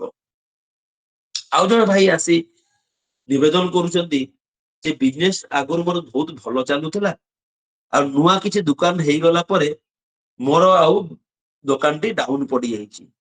ସେଇ ସମୟରେ ଆଚାର୍ଯ୍ୟ ତାଙ୍କୁ ପଚାରୁଛନ୍ତି ଯେ କୋଉ ପ୍ରକାର ଦୋକାନ, ନା ଗ୍ରୋସରୀ ଦୋକାନ। ଗ୍ରୋସରୀ ଦୋକାନ ହୁଏତ ସେ କହିଲେ, ମୁଁ ଟିକେ କ୍ଲାରିଟି ଶୁଣି ପାରିନଥିଲି। ଗ୍ରୋସରୀ ଦୋକାନ କହିଲେ, ସେଠୁ ସେ ସିଧା କହିଲେ ତାହେଲେ ଆପଣ ଠକୁଥିଲେ ଆଗରୁ। ଭାଇଟି ଚୁପ ରହିଲେ। ଯଦି ଆପଣ ଆଗରୁ ଠକୁ ନଥିଲେ, ଯେତେବେଳେ ଆପଣ ସିଙ୍ଗଲ ଦୋକାନ ଥିଲା ସେଇ ଏରିଆରେ, ଯଦି ଆପଣ ସେତେବେଳେ ମନୋପଲି ମାନେ ମନୋପଲି ଆକାରରେ ଯଦି ନ ଚଲଉଥିଲେ, ତାହେଲେ ବର୍ତ୍ତମାନ ନୂଆ ଦୋକାନ ହେଲା ପରେ ବି ସେମାନେ ଆପଣଙ୍କ ପାଖରୁ ଏତେ ଦିନ ଖାଇଲା ପରେ ଦୂରେଇ ଗଲେ କଣ ପାଇଁ? ଯଦି ଏଇ କଥାରେ ବାରମ୍ବାର ପ୍ରଶ୍ନଟି ଆଚାର୍ଯ୍ୟ ଯଦି ପଚାରୁଥାନ୍ତି, ସେ ଚୁପ ରହୁଥାନ୍ତି। ମାନେ ସେ କହିଲେ ଯେ ଆପଣ ନିଶ୍ଚିତ ଭାବେ ଚିଟିଂ କରୁଥିଲେ, ମାନେ ଆପଣ ଚିଟ କରୁଥିଲେ ବିଜନେସ ରେ। ଯୋଉ ସମୟରେ କେହି ନଥିଲେ ଆପଣ ବହୁ ଚଢା ଦରରେ ଆପଣ ତାଙ୍କ ପାଖରୁ ନେଇଛନ୍ତି, ଲାଭ ଖାଇଛନ୍ତି। ଯାହାଫଳରେ କି ନୂଆ ଦୋକାନ ଯେତେବେଳେ ହେଇଛି, ସେମାନେ ସେଇଠି ଦେଖିଲେ ସୁଲଭ ମୂଲ୍ୟରେ ମିଳୁଛି ସେଇ ଜିନିଷ, ତେଣୁ ସେମାନେ ସେପଟେ ଆଡକୁ ଆଗ୍ରହ ପ୍ରକାଶ କଲେ ସେ ଦୋକାନ ଆଡକୁ। ତେଣୁ ଏଇଟା ବି କଥା, ଏଇଠି ଗୋଟେ ବହୁତ ବଡ ଶିକ୍ଷା ମିଳେ ଯେ ଯଦି ବା ମୋର ଏକୁଟିଆ ରହିଛି ଦୋକାନ, ବା ମୁଁ ଏକୁଟିଆ ହିଁ ମୋର ବିଜନେସ ସେଇ ଜିନିଷ ପ୍ରକାର, ତେଣୁ ସେଠି ବି ମଧ୍ୟ ଏକ ଉଚିତ ଲାଭ ନେଇ ବା ଉଚିତ ଦରରେ ଗୋଟେ ଯଦି ବିଜନେସ ଟା ନ କରାଯାଏ, ଯଦି ଆଜି ବି ଠିକ ଚାଲୁଥିବ ହୁଏତ ପରବର୍ତ୍ତୀ ମୁହୂର୍ତ୍ତରେ ତା ଡୁବି ଯିବାର ବି ସମ୍ଭାବନା ରହିଛି। ଆଉ ଆଚାର୍ଯ୍ୟ ଦେବ ବାରମ୍ବାର କହୁଥିଲେ ଯେ କ୍ୟାପିଟାଲ ସୁଡ୍ ନଟ୍ ବି ଡ୍ୟାମେଜଡ, ବା କ୍ୟାପିଟାଲ ଟା ଡ୍ୟାମେଜ କେବେ କରିବେ, ଯେତେବେଳେ ବିଜନେସ କ୍ୟାପିଟାଲ ଆମାଉଣ୍ଟ ଥାଏ ସେ କ୍ୟାପିଟାଲ ଆମାଉଣ୍ଟ କେବେ ହାତ ଦେବା ପାଇଁ ସେ ବାରମ୍ବାର ମନା କରନ୍ତି, ବା ସେ ନିବେଦନ ଭିତରେ ଆପଣ କେବେ କ୍ୟାପିଟାଲରେ ବରଂ ଏଡ କରିବେ କିନ୍ତୁ କ୍ୟାପିଟାଲକୁ କେବେ ଡ୍ୟାମେଜ କରିବେ ନାହିଁ, ନହେଲେ ଆପଣ ବିଜନେସ ଟି ରକ୍ଷା କରିବାର ଆଉ କୌଣସି ଉପାୟ ନଥିବ। ଆଉ ଗୋଟେ ସେଇ ଆଲୋଚନା ଭିତରେ ପୂଜ୍ୟପାଦ ଶ୍ରୀ ଆଚାର୍ଯ୍ୟ ଦେବ କହନ୍ତି ଯେ ବ୍ୟବସାୟ ଆରମ୍ଭ ପୂର୍ବରୁ ଫ୍ୟାମିଲି ଲାଇଫ ସୁଷ୍ଠୁ ସୁନ୍ଦର ହେବା ଉଚିତ। ଯୋଉ ପ୍ରକାର ବି ବିଜନେସ ଆପଣ ମାନେ ଆରମ୍ଭ କରନ୍ତୁ, ନିଜର ପାରିବାରିକ ଜୀବନଟା ସୁଷ୍ଠୁ ଆଉ ସୁନ୍ଦର ଆଉ ନିୟନ୍ତ୍ରିତ ହବା ଦରକାର, ହେଲେ ଯାଇକି ପ୍ରତ୍ୟେକ ଜିନିଷଟା ସେଇ ହିସାବରେ ଉଦ୍ଭାସିତ ହବ। ମାନେ ଯଦି ମୁଁ ସେ କହିଲେ ଯଦି ଫ୍ୟାମିଲି ଭିତରେ ତାର ମନ ଠିକ ନଥିବ, ଶରୀର ଠିକ ନଥିବ, ମାନସିକ ସ୍ଥିତି ଠିକ ନଥିବ, ତାହେଲେ ସେ ଯାଇକି ସେ ଗ୍ରାହକ ମାନଙ୍କ ପ୍ରତି ସେଇଭଳିଆ ବ୍ୟବହାର, ସେ ସୁଷ୍ଠୁ ସୁନ୍ଦର ଆତ୍ମୀୟ ବ୍ୟବହାର କେବେ କରିପାରିବ ନାହିଁ। ଯାହା ଫଳରେ କଣ ହବ, ସେଇ ଯୋଉ ତାଙ୍କର ଯୋଉ ଗ୍ରାହକ ଆସିବେ, କଷ୍ଟମର ଆସିବେ, ସେମାନେ ସେଇ ପ୍ରୀତି ଭଲ ପାଇବା ଦୋକାନଦାର ପାଖରୁ ପାଇବେ ନାହିଁ, ଯାହାଫଳରେ କି ବିଜନେସ ଟି ଡାଉନ ହବାର ସମ୍ଭାବନା ଅଛି।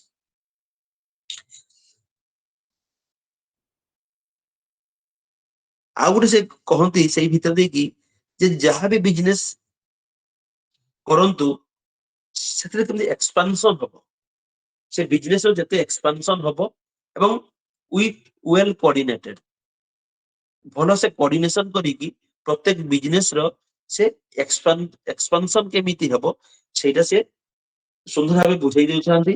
ଆଉ ସେଥିରେ ମଧ୍ୟ ସେ ରିଲେଟ କରନ୍ତି ଯେ ଏଇ ଯୋଉ ଫ୍ୟାମିଲି ବା ଆତ୍ମନିୟନ୍ତ୍ରଣର ଯୋଉ ଜୀବନଟା, ଯୋଉ ଜୀବନ ଯୋଉ ଚରିତ୍ରଟା, ସେଥିରେ ସେ ସବୁବେଳେ ରିଲେଟ କରି କହୁଥାନ୍ତି ଜୀବନ ଚରିତ୍ରଟାକୁ ଏମିତି କରିବା ଉଚିତ ଯାହାଫଳରେ କି ପ୍ରତ୍ୟେକ ଜିନିଷ ଯୋଉଥିରେ ବି ଆମେ ହାତ ଦଉଥିବା ନିଶ୍ଚିତ ଭାବେ ତା ସୁଷ୍ଠୁ ସୁନ୍ଦର ଭାବେ ଆଗକୁ ଯିବ। ସେଇ ସମୟରେ ଜଣେ ଡିଜାଇନର ଭାଇ ବା କିଛି କୋର୍ସ କରିଥାନ୍ତି, ସେ ଆସି ନିବେଦନ କରନ୍ତି ଯେ ଆମେ କିଛି ଇଣ୍ଟେରିୟର ଡିଜାଇନ ବିଜନେସ ମୁଁ ଆରମ୍ଭ କରିବାକୁ ଯାଉଛି। ସେଇ ସବୁ ସେ ଆଚାର୍ଯ୍ୟ ଦେବ ସୁନ୍ଦର ଭାବେ କହନ୍ତି ଯେ ଇଣ୍ଟେରିୟର କଣ ପାଇଁ କରାଯାଏ, ମାନେ ଗୋଟେ ମାନେ ମଜା ଛଳରେ କହୁଛନ୍ତି ଯେ ଇଣ୍ଟେରିୟର ତ ମୋ ପାଇଁ କରେନି, 50ଟା ଲୋକ ଆସିବେ ମୋ ଘରକୁ, ସେମାନେ ଆହା ସୁନ୍ଦର ହେଇଛି, ବଢିଆ ହେଇଛି, ଓ କେତେ ସୁନ୍ଦର ଡ୍ରଇଂ ରୁମ ହେଇଛି, ତାଙ୍କ ପାଖରୁ ଟିକେ ବାହା ବାହା ଶୁଣିବା ପାଇଁ ଟିକେ ଇଣ୍ଟେରିୟର ଡିଜାଇନ କରିବା କଥା। ସେଇଟା ମଜା ଛଳରେ କହୁଛନ୍ତି, କିନ୍ତୁ ସୁନ୍ଦର ସେ ଆହୁରି କହିଲେ ଯେ ଯେତେବେଳେ ଇଣ୍ଟେରିୟର ଡିଜାଇନ କଥା କହୁଛନ୍ତି, ଯେତେବେଳେ କେହି କଷ୍ଟମର ପାଖରେ ଆପଣ ଡିଲ୍ କରୁଛନ୍ତି ତାଙ୍କୁ ଲଙ୍ଗ ଟର୍ମ କେମିତି ରହିବ ଡିଜାଇନ, ବେଶୀ ମେଣ୍ଟେନାନ୍ସ ହଉନଥିବ ସେ ଡିଜାଇନରେ, ଏବଂ କମ ଖର୍ଚ୍ଚରେ ବହୁତ ସୁନ୍ଦର ହେଇପାରୁଥିବ, ସେଇ ପ୍ରକାର ପ୍ଲାନିଂ ଦେଇକି ତାଙ୍କୁ ସେଇ ପ୍ରକାର ଡିଲ୍ କଲେ ସେଇ ଜିନିଷରେ ସୁନ୍ଦର ହେଇ ଉଠିବ। ତେଣୁ ବିଜନେସ ବିଷୟ ଦେଇକି ଏଇ ଯୋଉ ନିବେଦନ ହେଇଥିଲା, ତା ଭିତରେ ଦେଇକି ଯୋଉ ଶିଷ୍ୟ ଆଚାର୍ଯ୍ୟ ଦେବ ସୁନ୍ଦର ଭାବେ ସୁସମାଧାନ ଦେଇଥିଲେ, ତାର କଥା ମୁଁ ଆଲୋଚନା ରଖିଲି। ଏବେ ଆସନ୍ତୁ ବିବାହ, ଯୋଉଟା କି ବି ବହୁତ କମନ, ଏବଂ ଏଇ ଭିତରେ ସେ ଯାହା କିଛି ସେଇ ନାଟ ମଣ୍ଡପରେ ଆଲୋଚନା ରଖନ୍ତି ନିବେଦନ ମାଧ୍ୟମ ଦେଇକି, ଯେ କହନ୍ତି ଯେ ବର୍ତ୍ତମାନ ଯୋଉ ବି ପିଲା ବା ଝିଅର ବିବାହର ଆମେ ଠିକ କରିବାକୁ ଯାଉଛୁ, ଉଭୟ ପୁଅ ଏବଂ ଝିଅ ନିଶ୍ଚିତ ଭାବରେ ପ୍ରତ୍ୟେକଙ୍କ ଭିତରେ ଗୋଟେ କମନ କ୍ୟାରେକ୍ଟର ବା କମନ ଇନକ୍ଲାଇନେସନ ବା କମନ ଚଏସ ଯେମିତି ମ୍ୟାଚ କରୁଥିବ, ଯୋଉଟା କି ବ୍ରିଜ ରୂପରେ କାମ କରିବ। ଆମେ କେବଳ ଜାତି, ଗୋତ୍ର, ବର୍ଣ୍ଣ, ବିବାହ, କଷ୍ଟି ସେଇ ଜିନିଷ ତ ନିଶ୍ଚିତ ଭାବରେ ଆମେ ମାନେ ଦେଇକି ଯିବା, ତାପରେ ମଧ୍ୟ କିଛି କମନ କ୍ୟାରେକ୍ଟର, ମାନେ ବର୍ତ୍ତମାନ ଚାଲିଚଳନ ଭିତରେ, କଥାବାର୍ତ୍ତା ଭିତରେ, ବା ଗୋଟେ କାଉନସିଲିଂ କମ୍ୟୁନିକେସନ ଭିତରେ ଦେଇକି, ମାନେ ମିଡିଏଟର ଭିତରେ ଦେଇକି ଆମେ କିଛି କମନ କ୍ୟାରେକ୍ଟର ବା ଇଣ୍ଟରନେସନ ବା ଚଏସ ଆମେ ଚୁଜ କରିବା, ଯୋଉ ଇନକ୍ଲାଇନେସନ ବୋଥ ଝିଅ ଏବଂ ପୁଅର ରହିଥିବ, ଗୋଟେ କମନ ଇଣ୍ଟରେଷ୍ଟ, ଯାହା ଫଳରେ କି ସେ କମନ ଇଣ୍ଟରେଷ୍ଟ ଦେଇକି ସେମାନେ ନିଜକୁ ନିଜେ ଭାବ ବିନିମୟ ଭିତରେ ଷ୍ଟ୍ରଙ୍ଗ ରହିପାରିବେ, ଏବଂ ଧୀରେ ଧୀରେ ଯେତେବେଳେ ସେମାନେ ଆତ୍ମନିୟନ୍ତ୍ରଣ ଭାବେ ଚାଲିବେ, ଯଜନ ଯାଜନ ଇଷ୍ଟ ସସ୍ତନି ସଦାଚାର ନେଇକି ଚାଲିବେ, ଠାକୁରଙ୍କୁ ମନରେ ନେଇକି ଚାଲିବେ, ସେତେବେଳେ ପ୍ରତ୍ୟେକ ଜିନିଷରେ ସୁଷ୍ଠୁ ସୁନ୍ଦର ହେଇ ଉଠିବ। ତେଣୁ ଆମେ କେବଳ କଷ୍ଟି ଜାତି ଗୋତ୍ର ବର୍ଣ୍ଣ ଏମିତି ଭିତରେ ସୀମିତ ରହିଯିବା, ତାଙ୍କ ଭିତରେ ଗୋଟେ କମ୍ୟୁନିକେସନ ବା କମନ କ୍ୟାରେକ୍ଟର ବା ଇଣ୍ଟରନେସନ କୁ ଆମେ ଚେଷ୍ଟା କରିବା ନାହିଁ କାଢିବାକୁ, ତାହେଲେ ସେଇ ଜାଗାରେ ମନ ଭିତରେ ଫାଟ ହେବାର ସୃଷ୍ଟି ହେବାର ଥାଏ। ଯଦିବା ଜାତି ଗୋତ୍ର ମେଳକ ସବୁ କିଛି ହେଇଥିବ, କିନ୍ତୁ ତଥାପି ଏଇ ପ୍ରକାର ବର୍ତ୍ତମାନ ପରିସ୍ଥିତି ଉପୁଜିବାର ଚାନ୍ସେସ୍ ରହିଛି ବୋଲି ସୁନ୍ଦର ଭାବେ ଆଚାର୍ଯ୍ୟ ଦେବ ସେଠି ଅବତାରଣ କଲେ। ଯେ ଏସବୁ କଲା ପରେ ମଧ୍ୟ ଦେଖିବେ ଟିକେ କେମିତି କମନ କ୍ୟାରେକ୍ଟର ଦୁଇ ଜଣଙ୍କ ଭିତରେ ଗୋଟେ ଚଏସ୍ ବା ଇଣ୍ଟରେଷ୍ଟ ମ୍ୟାଚ୍ କରୁଥିବ, ଯୋଉଟା କି ଦୁଇ ଜଣଙ୍କ ଇଣ୍ଟରେଷ୍ଟ ଥିଲେ ସେଇ ଜିନିଷଟା ଟିକେ ଆଉ ଟିକେ ସୁନ୍ଦର ଆଉ ସୁଷ୍ଠୁ ହେଇ ଉଠିବ। ଆଉ ଗୋଟେ ସୁନ୍ଦର ଭାବେ ଏଇ ନିବେଦନ ଭିତରେ ଦେଇ ସେ କହନ୍ତି ଯେ ଆମେ ବହୁତ ସମୟରେ ଟ୍ରାଡିସନାଲ ଆକ୍ଟିଭିଟି ବହୁତ ଜୋର ଦେଇ ଦଉ, କିନ୍ତୁ ବର୍ତ୍ତମାନ ଆମେ ମଡର୍ନ ଗୋଟେ ଲାଇଫ ବି ଆମ ପାରାଲାଲି ଆମ ସାଙ୍ଗରେ ଚାଲିଛି। ତେଣୁ ଏଇ ଦୁଇଟି ଜିନିଷକୁ ଆମେ ବାଲାନ୍ସ କରିବା ଉଚିତ। ଆମେ ସବୁବେଳେ ଟ୍ରାଡିସନାଲ ଟାକୁ ବହୁତ ଚାପି ଧରିକି ରଖିବା ଉଚିତ ନୁହଁ, କି ମଡର୍ନ ଟାକୁ ବହୁତ ଖୋଲାଖୋଲି ଭାବେ ସମର୍ଥନ କରିକି ଆଗକୁ ଯିବାର ନାହିଁ। ଏଇ ଦିଟା ଜିନିଷ ଭିତରେ ଆଚାର୍ଯ୍ୟ କହୁଛନ୍ତି ଯେ ସମସ୍ତେ ପ୍ରତ୍ୟେକ ବାଲାନ୍ସ କରିବା ଦରକାର। ଏଇ ଦିଟା ଯଦି ବାଲାନ୍ସ ହବ, ନିଶ୍ଚିତ ଭାବରେ ବିବାହ ଲାଇଫ ଟା ଟିକେ ସୁନ୍ଦର ହବ। ନହେଲେ ମୁଁ ଗୋଟେ ପ୍ରକାର ଶାଶୁ ହେଇଥିବି, ଆଉ ମୋର ବୋହୂ ଏମିତି କରିବା ଉଚିତ, ସେ କହିବ ମୋ ଜ୍ୱାଇଁ ଏମିତି ହେବା ଉଚିତ, ଏଇ ଜିନିଷ ଗୁଡାକ ଯେମିତି ନ ହୁଏ, ଏଇ ଜିନିଷ ବି ଖୋଲାଖୋଲି ଭାବରେ ଏଇ ପ୍ରକାର ଜିନିଷଟା ସେ ଆଲୋଚନା ମାଧ୍ୟମରେ ସେ ରଖୁଥିଲେ ଯେ ଆମ ଭିତରେ ଗୋଟେ ଟ୍ରାଡିସନାଲ ନଲେଜ ବା ଟ୍ରାଡିସନାଲ ବିହେଭିୟର ଆଉ ମଡର୍ନ ବିହେଭିୟର ଭିତରେ ଗୋଟେ ସୁନ୍ଦର ବାଲାନ୍ସ ବି ରଖିବା ଉଚିତ। ଆଉ ସେ କହୁଛନ୍ତି ଯେ ବୈବାହିକ ଜୀବନକୁ ବହୁତ ଭାବେ ବାଲାନ୍ସ କରିବା ଉଚିତ, ଏବଂ ବାଲାନ୍ସ କରିବାକୁ ହେଲେ ଆମକୁ ସମସ୍ତଙ୍କୁ ଇଷ୍ଟ କାମରେ ନିୟୋଜିତ ରହିବାକୁ ପଡିବ। ନିଜର ଉଦାହରଣ ଦେଇ କହୁଛନ୍ତି ଯେ ଯେ ମୋର ଆଉ ଅଭିନ୍ନ ମା ସହିତ ଆମର କେବେ ଝଗଡା ହୁଏନି। 28 ବର୍ଷ ହେଇଗଲାଣି, ଝଗଡା ହୁଏନି। କଣ ପାଇଁ? ମୁଁ ମୋ ଠାକୁର ହେଇ ହେଇ ଚାଲିଛି, ସେ ମଧ୍ୟ ତାଙ୍କ ଠାକୁର ହେଇ ଚାଲିଛନ୍ତି। ତେଣୁ ତାଙ୍କର ଲକ୍ଷ୍ୟ ବି ସେଇ ଚାଲିଛି, ମୋର ଲକ୍ଷ୍ୟ ବି ସେଇ ଚାଲିଛି। ତେଣୁ ଆମ ଭିତରେ ନା ସମୟ ଅଛି ଅନ୍ୟାନ୍ୟ ସବୁ ଜିନିଷ ଭିତରେ ମାନେ ଆଲୋଚନା ପର୍ଯ୍ୟାଲୋଚନା କରିକି ମାନେ ଝଗଡା ହେବା କି ନିଜର ଗୋଟେ ଏକ୍ସାମ୍ପଲ ଦେଇକି ମଧ୍ୟ ସୁନ୍ଦର ଭାବରେ ସେ ଆଚାର୍ଯ୍ୟ ଦେବ କହୁଛନ୍ତି। ତେଣୁ ଆଉ ସ୍ୱାମୀ ସ୍ତ୍ରୀଙ୍କର ଭଲ ପାଇବାଟା ରେସିପ୍ରୋକେସନାଲ ହେବା ଉଚିତ। ମୁଁ ସବୁବେଳେ ମୋ ସ୍ତ୍ରୀ କେମିତି ଟିକେ ଭଲରେ ରହିବ, ସେ କେମିତି ଖୁସିରେ ରହିବ, ନିଶ୍ଚିତ ଭାବେ ସ୍ୱାମୀ ହିସାବରେ ଚେଷ୍ଟା କରିବା ଉଚିତ। ସ୍ତ୍ରୀ ମଧ୍ୟ ସେଇମିତି ଭାବେ ଯେ ତାଙ୍କର କେମିତି ସୁବିଧା ହଉ, ସେ କେମିତି ସୁସ୍ଥ ରୁହନ୍ତୁ, ଉନ୍ନତି କରନ୍ତୁ, ସେ କେମିତି ଭଲରେ ରୁହନ୍ତୁ, ସେ କେମିତି ମନ ଭଲରେ ରହୁ, ଚେଷ୍ଟା କରିବା ଉଚିତ। ବହୁତ ସମୟରେ ଟିକେ ଲୁଚକାଳି ଖେଳ ଟାଇପ ହଉ, କିନ୍ତୁ ପ୍ରତ୍ୟେକଙ୍କର ମାନେ ଗୋଟେ ଭଲ ପାଇବାକୁ ନିଶ୍ଚିତ ଭାବେ ଭଲ ପାଇବାଟା ଜାହିର କରିବା ଉଚିତ। ଏମିତି ନୁହଁ ଯେ ମୁଁ ତ ଷ୍ଟ୍ରିକ୍ଟଲି ଚାଲିଛି, ମୁଁ ତାକୁ ଆଦର୍ଶ ନେଇକି ଚାଲିଛି, ମୋ ସ୍ତ୍ରୀ ପ୍ରଣାମ କରିବ, ଇଏ କରିବ, ସେ କରିବ, ଏମିତି ଏମିତି ସେ କଥା ଛଡା ବି କହୁଛନ୍ତି ନା, ତାର ବି ଟିକେ ଇଚ୍ଛା କଣ ଥିବ ସେଟା ବି ଆମକୁ ପରିପୂରଣ କରିବାକୁ ପଡିବ। ଏଇ ଟାଇପର ସେ ହସି ହସି ସୁନ୍ଦର ଭାବରେ ବଢିଆ ଗୋଟେ ମାନେ ମଜା ପରିବେଶ ନେଇକି ସେ ସୁନ୍ଦର ଭାବେ ସେ ଜିନିଷଟା ଉପସ୍ଥାପନ କରନ୍ତି। ଆଉ ବହୁତ ସମୟ ସେ ନିଜର ଏକ୍ସାମ୍ପଲ ଦିଅନ୍ତି, ନିଜ ପରିବାର ନିଜର ଜୀବନର ଏକ୍ସାମ୍ପଲ ଦେଇକି ସୁନ୍ଦର ବୁଝେଇ ଦିଅନ୍ତି। ଜଣେ ମା ଆସି ନିବେଦନ କରୁଛନ୍ତି ଯେ ମୋ ଝିଅର ବହୁତ ଏମିତି ଦେଖିବାକୁ ଆସୁଛନ୍ତି ବରପାତ୍ର, କିନ୍ତୁ ଠିକ ହଉନାହିଁ। ସେଇ ସମୟ ସେ କୁହନ୍ତି ଯେ ଝିଅର କ୍ୱାଲିଫିକେସନ ଯେପରି ଯାହା ହଉ, ଯେ ଝିଅଟି ସୁନ୍ଦର ଭାବେ ସଜେଇ ହେଇକି ବାହାରେ ତ, ଝିଅଟି ତାର ନିଜର ସୁନ୍ଦର ଭାବେ ଶୃଙ୍ଗାର କରିକି ଗୋଟେ ଉପସ୍ଥାପନା କରେ ତ। କାରଣ ଆମେ ଯେତେ ଯାହା ହେଲେ ବି ଆମେ ପ୍ରଥମ ଦେଖୁ, ଆମ ଚକ୍ଷୁଟା ହିଁ ଆମ ଚକ୍ଷୁଟା ପ୍ରଥମ ଦେଖେ।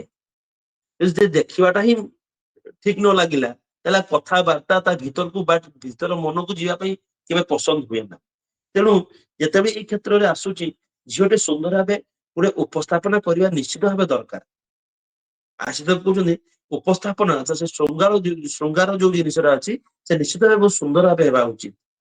ତେଣୁ ସେଇଠୁ ଯେତେବେଳେ ସୁନ୍ଦର ଦେଖିବାଟା ହବ, ଅଟୋମେଟିକ ଧୀରେ ଧୀରେ କଥାବାର୍ତ୍ତା ଟା ଆଗକୁ ଯିବ।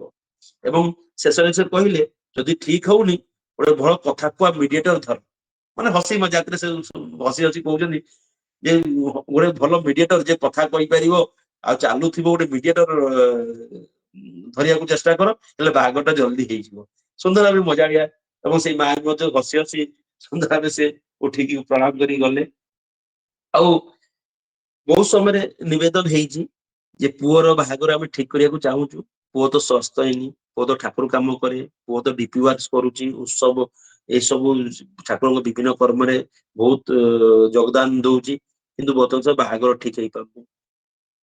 ସେ ପଚାରନ୍ତି ଯେ ପୁଅଟି କଣ କରୁଛି, ନା ବର୍ତ୍ତମାନ ସୁଦ୍ଧା କିଛି କରିନାହିଁ। ତ ଶିଷ୍ୟ ଆଚାର୍ଯ୍ୟ ଦେବ ସେଠି ସିଧା ସିଧା କଥା କହିଲେ, ପୁଅ ମାନେ ପ୍ରୋଭାଇଡର, ପୁଅ ମାନେ ପୋଷଣକାରୀ। ଯଦି ପୁଅଟା ପୋଷଣକାରୀ ନୁହଁ, ସେ ପୁରୁଷ ନୁହଁ, ସେ କାପୁରୁଷ। ଆଉ କାପୁରୁଷକୁ ଝିଅ କଣ ପାଇଁ ଦେବେ? ବାସ୍ତବ କଥା, ଆମେ ଯେତେ ପ୍ରକାର ଯୋଉ ପ୍ରକାର କର୍ମରେ ନିୟୋଜିତ ରହୁନା କାହିଁକି, ଆମର ଷ୍ଟାବିଲିଟିଟା ହଉଛି ଗୋଟେ ରୋଜଗାର। ସେ ରୋଜଗାରଟା ବାପାଙ୍କର ନୁହଁ, କି ମାଆଙ୍କର ନୁହଁ, କି ଭଉଣୀଙ୍କର, କି ଭାଇଙ୍କର ନୁହଁ, ସେ ରୋଜଗାରଟା ବି ନିଜସ୍ୱ। ଯଦି ପୁଅ ଗୋଟେ ଯଦି ପୋଷଣ ଦେବାର ସକ୍ଷମତା ନାହିଁ, ତାହେଲେ ସେ କାପୁରୁଷ। ଆଚାର୍ଯ୍ୟ ଦେବ ସିଧା ସିଧା ଏମିତି ଲାଙ୍ଗୁଏଜ ପ୍ରୟୋଗ କରି କହୁଥାନ୍ତି, ଯୋଉ ପୁରୁଷର ପୋଷଣ ଦେବାର ଅଧିକାର ନାହିଁ, ସେ କାପୁରୁଷ, ତାକୁ ସେ ବିବାହ କରିବାର ଯୋଗ୍ୟ ନୁହେଁ। ପୁଅ ହିସାବରେ ନିଶ୍ଚିତ ଭାବେ ଆମେ ରୋଜଗାରକ୍ଷମ ହେବା ଉଚିତ। ଏବଂ ଝିଅ କ୍ଷେତ୍ରରେ ମାନେ ସେମିତି ଗୋଟେ ନିବେଦନ ଭିତରେ ସେ କହୁଛନ୍ତି, ଯେତେବେଳେ କିଛି ଛାଡପତ୍ରର ନିବେଦନ ଆସେ ଯେ ଯେହେତୁ ଏଇ ପ୍ରକାର ପରିସ୍ଥିତି ବର୍ତ୍ତମାନ ସୃଷ୍ଟି ହଉଛି, ତେଣୁ ଝିଅ ମଧ୍ୟ ଗୋଟେ ଏମିତି କ୍ୱାଲିଫିକେସନ ନେଇକି ରହିବା ଉଚିତ, ଯେମିତି ଯୋଉ ସ୍ଵାମୀଙ୍କର କିଛି ହେଲା କି କୌଣସି ପ୍ରକାର ଗୋଟେ ଅଘଟଣ ହେଲା, ଯେମିତି ସିଏ ତାର ନିଜ ଜୀବନଟାକୁ ମଧ୍ୟ ଆଗକୁ ନେଇପାରିବ। ସେ ବିଷୟ ଦେଇକି ମାନେ ସୁନ୍ଦର ଭାବେ ମାନେ ଉପଦେଶ ଦେଇ ସେଇ ନାଟ ମଣ୍ଡପରେ କହୁଥାନ୍ତି। ଏଇ ସବୁ ରହିଲା କିଛି ଯାହା ନିବେଦନ ହେଇଥିଲା ବିବାହ ନେଇକି। ଏବେ ଆସିବା ସ୍ୱାସ୍ଥ୍ୟଗତ ନେଇକି ବହୁତ ନିବେଦନ ହୁଏ, ଯେ ରୋଗ ବୈରାଗ୍ୟକୁ ନେଇକି ବହୁତ ନିବେଦନ ହୁଏ। ଏବଂ ବୁଝିପାରୁଛି ସେ ଆଚାର୍ଯ୍ୟ ଦେବ ସୁନ୍ଦର ଭାବେ କହନ୍ତି ଯେ ଯେତେବେଳେ କିଛି ଗୋଟେ ରୋଗ ହଉଛି ବା କେତେବେଳେ କିଛି ଟ୍ରିଟମେଣ୍ଟ ଚାଲିଛି, ସେତେବେଳେ ବେଶୀ ଆଡଭେଞ୍ଚର କରିବା ଉଚିତ ନୁହଁ। ମାନେ ଯିଏ ଯାହା କହିଦେଲା ସେଇ ଡକ୍ଟର ପାଖକୁ ପଳେଇବା, ଆଉ ଗୋଟେ ଡକ୍ଟର ପାଖକୁ ପଳେଇବା, ଆମେ ଗୋଟେ କଣ୍ଟିନ୍ୟୁ ଗୋଟେ ଜାଗାରେ ଟ୍ରିଟମେଣ୍ଟ ନ କରିକି ପୁଣି ଡକ୍ଟର ଚେଞ୍ଜ କରିଦେବା, ସେ ଜିନିଷକୁ ସେ ନାପସନ୍ଦ କରୁଥିଲେ। ମାନେ ନାପସନ୍ଦ କରିବା ନେଇକି କହନ୍ତି ଯେ ଡକ୍ଟର କନସଲଟାଣ୍ଟ ଟା ବହୁତ ଇମ୍ପୋର୍ଟାଣ୍ଟ। ଆଉ ଡକ୍ଟର କନସଲଟାଣ୍ଟ ଗୋଟେ କଣ୍ଟିନ୍ୟୁଟି ରହିବା ଉଚିତ, ନିଷ୍ଠାର ସହିତ କରିବା ଉଚିତ, ଯୋଉଟା କଣ୍ଟିନ୍ୟୁଟି ଦରକାର। ଆଉ ବେଶୀ ଆଡଭେଞ୍ଚର କରିକି ଅବସ୍ଥା ମାନେ ବହୁତ ଜାଗାରେ ଦେଖି ଦିଅନ୍ତି, ଆଜି ଆପୋଲୋ ଚାଲିଗଲେ, କେତେବେଳେ ଆମରି ଚାଲିଗଲେ, କେତେବେଳେ ଆଉ ଗୋଟେ ହସ୍ପିଟାଲ ଚାଲିଗଲେ, ବିଭିନ୍ନ ଡକ୍ଟରଙ୍କ କଥା ମାନେ କହି ଉଠନ୍ତି ନିବେଦନ ମାଧ୍ୟମ ଦେଇକି। ତ ସେଇଟା ସେ ଆଚାର୍ଯ୍ୟ ଦେବ କହନ୍ତି ଯେ ବେଶୀ ଆଡଭେଞ୍ଚର କରିଦଉଛ, ଧୈର୍ଯ୍ୟ ନାହିଁ ଗୋଟେ ଜିନିଷକୁ ଷ୍ଟେପ ବାଇ ଷ୍ଟେପ ଯିବା, ସେ ଧୈର୍ଯ୍ୟ ସହିତ ଆମକୁ ଟ୍ରିଟମେଣ୍ଟ କୁ ଯିବାକୁ ଉଚିତ। ଆଉ ଗୋଟେ କଥା ସେ କହନ୍ତି ଯେ ଜୀବନ ଚଳଣି ବହୁତ ପରଫେକ୍ଟ ହେବା ଉଚିତ, ଯୋଉଟା କି ଆମ ଏଇ ଗ୍ରୁପ ମାଧ୍ୟମ ଦେଇକି ଯାହା ଆମେ ବର୍ତ୍ତମାନ ଗୋଟେ ପରିସ୍ଥିତି ନେଇକି ଆମେ ଗ୍ରୁପ ମାଧ୍ୟମ ଦେଇକି ଆମେ ଆଲୋଚନା କରୁଛୁ, ଯେ ଆଉ ଆମେ ପ୍ରତ୍ୟେକ ଅଭ୍ୟାସରେ ନିଜକୁ ଆଣିବାକୁ ଚେଷ୍ଟା କରୁଛୁ, ଯେ ଜୀବନ ଟైం ଆମର ଶୃଙ୍ଖଳିତ ଆଉ ବହୁତ ପରଫେକ୍ଟ ହେବା ଉଚିତ, ଯାହା ଫଳରେ କି ବହୁତ ପ୍ରକାର ରୋଗ ବୈରାଗ୍ୟ ହୁଏତ କୁ ଆମେ ପରାଜୟ କରିବାର ସକ୍ଷମ ଆମେ ହେଇପାରିବା। ଆଉ କିଛି ନିବେଦନ ଆସେ ପ୍ରେଗନେନ୍ସି ରିଲେଟେଡ ନିବେଦନ ଆସେ, ଯେ ଆମେ ଏମିତି ଆସେ ଯେ କେତେ ମାସ ଜଣେ ପ୍ରେଗନେଣ୍ଟ ଅଛନ୍ତି ମା, ଆପଣ ଆଶୀର୍ବାଦ ଚାହୁଁଛୁ। ସେଇ ସବୁ ଶେଷ ଆଚାର୍ଯ୍ୟ ଦେବ କହନ୍ତି ଯେ ମନ ସୁସ୍ଥ ରଖିବେ, ପରିବାର ଜୀବନ ସୁନ୍ଦର ହେଇ ଚଳିବେ। ଆଉ ଯୋଉ ଡକ୍ଟରଙ୍କୁ ଆପଣ କନସଲ୍ଟ କରୁଛନ୍ତି, ସେଇ ଡକ୍ଟରଙ୍କର କଥାକୁ ସୁନ୍ଦର ଭାବେ ମାନି ଚାଲିବେ। ବେଶୀ ଆଡଭେଞ୍ଚର କରିବେ ନାହିଁ, ମନ ଇଚ୍ଛା କିଛି ମେଡିସିନ ଖାଇଦବା, ମନ ଇଚ୍ଛା କିଛି ଗୋଟେ ଟ୍ରିଟମେଣ୍ଟ ନେଇଯିବା, ସେ ଜିନିଷ କରିବେ ନାହିଁ ବୋଲି ସେ ସୁନ୍ଦର ଭାବେ ସମାଧାନ ଦେଇ କହନ୍ତି। ଆଉ ଗୋଟେ କିଛି ସମସ୍ୟା ଏମିତି କି ଜୀବନ ଯନ୍ତ୍ରଣାଦାୟକ ସମସ୍ୟା ଏମିତି ପରିବାର ଭିତରେ ହେଇ ଉଠେ, ଏମିତି ବି ବହୁତ କିଛି ନିବେଦନ ସେଇ ସମୟରେ ଉପସ୍ଥିତ ହୁଏ ସେଇ ମୋ ରହିବା ଭିତରେ ଦେଇକି। ତ ବୁଝିବା ସେ ଆଚାର୍ଯ୍ୟ ଦେବ କହନ୍ତି ଯେ ଯାହାବି ସ୍ୱାସ୍ଥ୍ୟଗତ ସମସ୍ୟା ଥାଉ, ଆମକୁ କିନ୍ତୁ ଧୈର୍ଯ୍ୟ ସହିତ ତାକୁ ସ୍ୱୀକାର କରିବାକୁ ହବ। ଆଉ ଧୈର୍ଯ୍ୟର ସହିତ ସ୍ୱୀକାର କରିକି ତଦନୁଯାୟୀ ଯାହା ଚିକିତ୍ସା ଆବଶ୍ୟକ ପଡିବ ତାକୁ ଆମକୁ କରିବାକୁ ହିଁ ପଡିବ। ଆଉ ସେଇ ଭିତରେ ଦେଇ ଠାକୁରଙ୍କର କୁହା ବୋଲା ତାଙ୍କ ନେଇ ଯୋଉ ଜୀବନ ଚଳଣି ଆମର ଯୋଉ ରହିଛି, ଯୋଉ ଶୃଙ୍ଖଳା ରହିଛି, ତାକୁ ମଧ୍ୟ ମାନି ନେଇ ଚାଲିବାକୁ ପଡିବ। ଯେତେବେଳେ ଆମେ ଗୋଟେ ଜିନିଷକୁ ସ୍ୱୀକାର କରିଦଉ, ବହୁତ ମେଣ୍ଟାଲ ରିଲାକ୍ସ ହେଇଯାଏ। ସେ ଆଚାର୍ଯ୍ୟ କହନ୍ତି ଯେତେବେଳେ ସ୍ୱୀକାର କରିନଉ, ବହୁତ ଚାପଟା କମିଯାଏ। ଯେତେବେଳେ ଆମେ ସ୍ୱୀକାର ନ କରୁ, ଚାପଟା ବଢି ଚାଲେ ଆଉ ଯୁଦ୍ଧଟା ବଢି ଚାଲେ, କି ଆମକୁ ଆହୁରି ଅସୁସ୍ଥ ଆଡକୁ, ଅଧୈର୍ଯ୍ୟ ଆଡକୁ ନେଇଯାଏ। ତେଣୁ ସ୍ୱୀକାର କରିବାକୁ ହୁଏ, ସେ ଚାପଟା କମିଯାଏ ଏବଂ ଧୈର୍ଯ୍ୟ ସହିତ ଟ୍ରିଟମେଣ୍ଟ କରିବାକୁ ହୁଏ। ଏହା ହିଁ ସମାଧାନ, ସେ ଆଚାର୍ଯ୍ୟ କହନ୍ତି। ଆଉ ବହୁତ ଇନଫର୍ଟିଲିଟି କେସ୍ ଆସେ, ବିବାହର ବହୁତ ଦିନ ପରେ ମଧ୍ୟ ସନ୍ତାନ ସନ୍ତତି ହୁଅନ୍ତି ନାହିଁ। ଏମିତି ନିବେଦନ ଭିତରେ ସେ କହୁଛନ୍ତି ଯେ ଆପଣ ହତାଶ ହେବା ଉଚିତ ନୁହଁ। ପ୍ରେଜେଣ୍ଟ ସିଚୁଏସନକୁ ସ୍ୱୀକାର କରନ୍ତୁ, ଆଉ ଯୋଉ ଜୀବନଟା ବି ଆପଣଙ୍କୁ ପରମ ଦୟାଲ ପରମ ପିତା ଦେଇଛନ୍ତି, ସେ ଜୀବନଟାକୁ ଉପଭୋଗ କରନ୍ତୁ। ସୁନ୍ଦର ଭାବେ ମାନେ ମାଇଣ୍ଡକୁ ରିଲାକ୍ସ ଭିତରେ ଦେଇକି ତାଙ୍କୁ ସମାଧାନ ଦିଅନ୍ତି ଯେ ଆପଣ ଯୋଉ ଜୀବନଟା ପାଇଛନ୍ତି, ଯେମିତି ପରମ ପିତାଙ୍କ ଜୀବନ, ଏଇ ତ ଆପଣ ପରମ ପିତାଙ୍କ ସନ୍ତାନ, ତାଙ୍କୁ ନେଇକି ଚାଲିଛନ୍ତି। ଯଦି ସନ୍ତାନ ସନ୍ତତି ନ ହଉଛନ୍ତି, ଚେଷ୍ଟା କରନ୍ତୁ, ଉଚିତ ଟ୍ରିଟମେଣ୍ଟ ଯାହା କିଛି ଅଛି, ଏବଂ କିଛି ଡକ୍ଟର ମାନଙ୍କର ରେଫରେନ୍ସ ମଧ୍ୟ ଦିଅନ୍ତି ସେଇ ଆଶ୍ରମିକ ଡକ୍ଟର ମାନଙ୍କର, ତାଙ୍କ ଭିତରେ କଥାବାର୍ତ୍ତା ବି ହୁଏ, ପଛପଟେ ଯାଇ ଆଲୋଚନା ବି ହୁଏ। କିନ୍ତୁ ପ୍ରେଜେଣ୍ଟଲି ଆପଣ ଯୋଉ ସିଚୁଏସନରେ ଅଛନ୍ତି, ତାକୁ ସ୍ୱୀକାର କରନ୍ତୁ, ଆଉ ଆପଣଙ୍କର ଯୋଉ ବର୍ତ୍ତମାନ ଯୋଉ ଜୀବନଟା ଅଛି, ତାକୁ କେମିତି ସରସ ସୁନ୍ଦର କରିବେ, ତା ପାଇଁ ଚେଷ୍ଟା କରି ଉଠନ୍ତୁ। ଏମିତି ଗୋଟେ ନିବେଦନ ହୁଏ ଯେ ଜଣେ ମା ଚାକିରି କରୁଛନ୍ତି ଶିଳ୍ଚରରେ ରୁହନ୍ତି, ଆଉ ତାଙ୍କ ହଜବେଣ୍ଡ ଚାକିରି କରୁଛନ୍ତି କଲକାତାରେ ରୁହନ୍ତି। ତାଙ୍କର ବି ଏମିତି ବୈବାହିକ ଉପରେ ସନ୍ତାନ ସନ୍ତତିର ପ୍ରୋବ୍ଲେମ। ସେ ଆଚାର୍ଯ୍ୟ କହନ୍ତି ଯୋଉ ପିକ୍ ଟାଇମରେ, ଯୋଉ ସମୟରେ ଆପଣ ମାନେ ଏକାଠି ରହିବା ଉଚିତ, ସେତେବେଳେ ଆପଣ ଏକାଠି ରହିପାରୁନାହାନ୍ତି। ବା ଯଦି ଆପଣ ଟ୍ରିଟମେଣ୍ଟ କରିବା ପାଇଁ ବି ଚାହାନ୍ତି, ତାହେଲେ ଆପଣ ଯଦି ଏକାଠି ନ ରୁହନ୍ତି, ତାହେଲେ ସେ ଟ୍ରିଟମେଣ୍ଟ ବା ଆରମ୍ଭ ହବ କିପରି? ଆପଣ ଗୋଟେ କାମ କରନ୍ତୁ, କେହି କାହାକୁ ଗୋଟେ ଜଣ କମ୍ପ୍ରୋମାଇଜ କରିବାକୁ ଚେଷ୍ଟା କରନ୍ତୁ। କେହି ଜଣେ ଏଠି ଜବ ଛାଡିକି ଆସୁ, ଯଦି ଆପଣ ଚାହାନ୍ତି ସନ୍ତାନ ନିହାତି ହିଁ ଦରକାର, ଯଦି ଆପଣ ଚାହାନ୍ତି ନାହିଁ ମୋ ଚାକିରିଟା ହିଁ ଇମ୍ପୋର୍ଟାଣ୍ଟ, ତାହେଲେ କିଏ ବା କେମିତି ଆପଣ ସାହାଯ୍ୟ କରିପାରିବ? ଡାଇରେକ୍ଟ ସେ ଏଇ ପ୍ରକାର ଖୋଜବାସୀ ଆଚାର୍ଯ୍ୟ ଦେବ କହନ୍ତି। ତେଣୁ କୋଉ ନା କୋଉ ଜାଗାରେ ଆମକୁ ଗୋଟେ ନିଜକୁ କମ୍ପ୍ରୋମାଇଜ ବା ସ୍ୱୀକାର କରିକି ଯିବା ପାଇଁ ପଡିବ, ହେଲେ ଆମେ ଆଉ ଗୋଟେ ଫଳ ଆଡକୁ ଆମେ ଗତି କରିପାରିବା। ଆଉ ଜଣେ ଏମିତି ଆଉ ଜଣେ କିଛି ନିବେଦନ ଆସିଲା ଯେ ଅପରେସନ ହେଇଛି, ଆଉ ଏବେ ବର୍ତ୍ତମାନ ଆଚାର୍ଯ୍ୟ ଦେବ କହନ୍ତି ଅପରେସନ ତ ଯୋଉଟା ଯାହା ପାଇଁ ଯୋଉ ପ୍ରକାର ମାଧ୍ୟମ ଚିକିତ୍ସା ପାଇଁ ସେୟା ହିଁ ହବ, କିନ୍ତୁ ଡକ୍ଟରଙ୍କ କନସଲ୍ଟରେ ରହିବେ। ଡକ୍ଟର ଯେତେବେଳେ ଯାହା କିଛି ଇନଷ୍ଟ୍ରକ୍ସନ ଦେବେ, ତାକୁ ସୁନ୍ଦର ଭାବେ ଆପଣ ମାନେ ମାନି ଚାଲିବେ। ଏବଂ ବହୁତ ନିବେଦନ ହୁଏ ପ୍ରେଗନେନ୍ସି ମେଟର ନେଇକି, ଏବଂ ସୁନ୍ଦର ଭାବେ ଶିଶୁ ଆଚାର୍ଯ୍ୟ କୁହନ୍ତି ଯେ ଯିଏ ବି ପ୍ରେଗନେଣ୍ଟ ଅବସ୍ଥାରେ ଥାଆନ୍ତୁ ନା କାହିଁକି, ଗୋଟେ ପେଲଭିକ ଫ୍ଲୋର ଏକ୍ସରସାଇଜ ଅଛି। ଯୋଉମାନେ ପ୍ରେଗନେଣ୍ଟ ଅଛନ୍ତି ମା ମାନେ, ପେଲଭିକ ଫ୍ଲୋର ଏକ୍ସରସାଇଜ, ସେ ପେଲଭିକ ଫ୍ଲୋର ଏକ୍ସରସାଇଜ କରିବା ପାଇଁ ସେ ବାରମ୍ବାର ସମସ୍ତଙ୍କୁ ଉପଦେଶ ଦଉଥାନ୍ତି।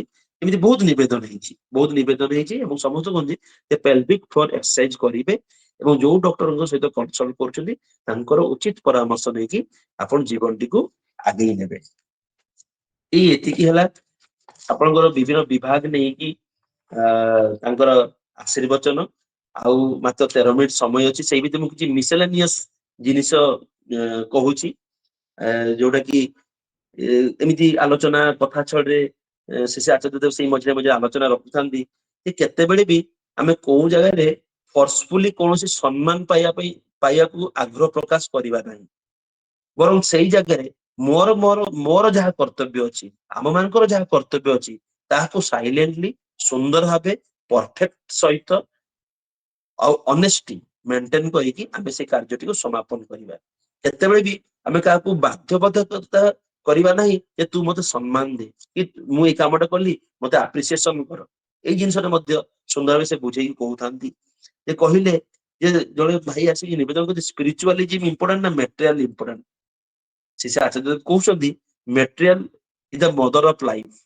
ମା ଟା ଗୋଟେ ମେଟେରିଆଲ, ସେଇ ମେଟେରିଆଲ ମୋର ଜନ୍ମ। ଯଦି material is the mother of life, ଏବଂ ଯଦି ସାଇକେଲ ଟା ଯଦି ନଥାନ୍ତା ତାହେଲେ ଆଜି ମୁଁ ଏ ଜାଗାରୁ ସେ ଜାଗାକୁ କେମିତି ଯାଆନ୍ତି? ତେଣୁ ସାଇକେଲ କେବଳ ଖାଲି ହେବନି, ଯୋଉ ସାଇକେଲ ଯଦି ଚଲେଇବାକୁ ପଡେ ପେଡେଲ ମାରିକି ବାଲାନ୍ସ କରିବାକୁ ପଡେ, ନହେଲେ ସାଇକେଲ ଛାଡିଦେଲେ ସାଇକେଲଟି ପଡିଯାଏ। ବିନା ଷ୍ଟାଣ୍ଡ ରେ ଛାଡିଦେବେ ସାଇକେଲ ଟାକୁ, ସାଇକେଲ ପଡିଯାଏ।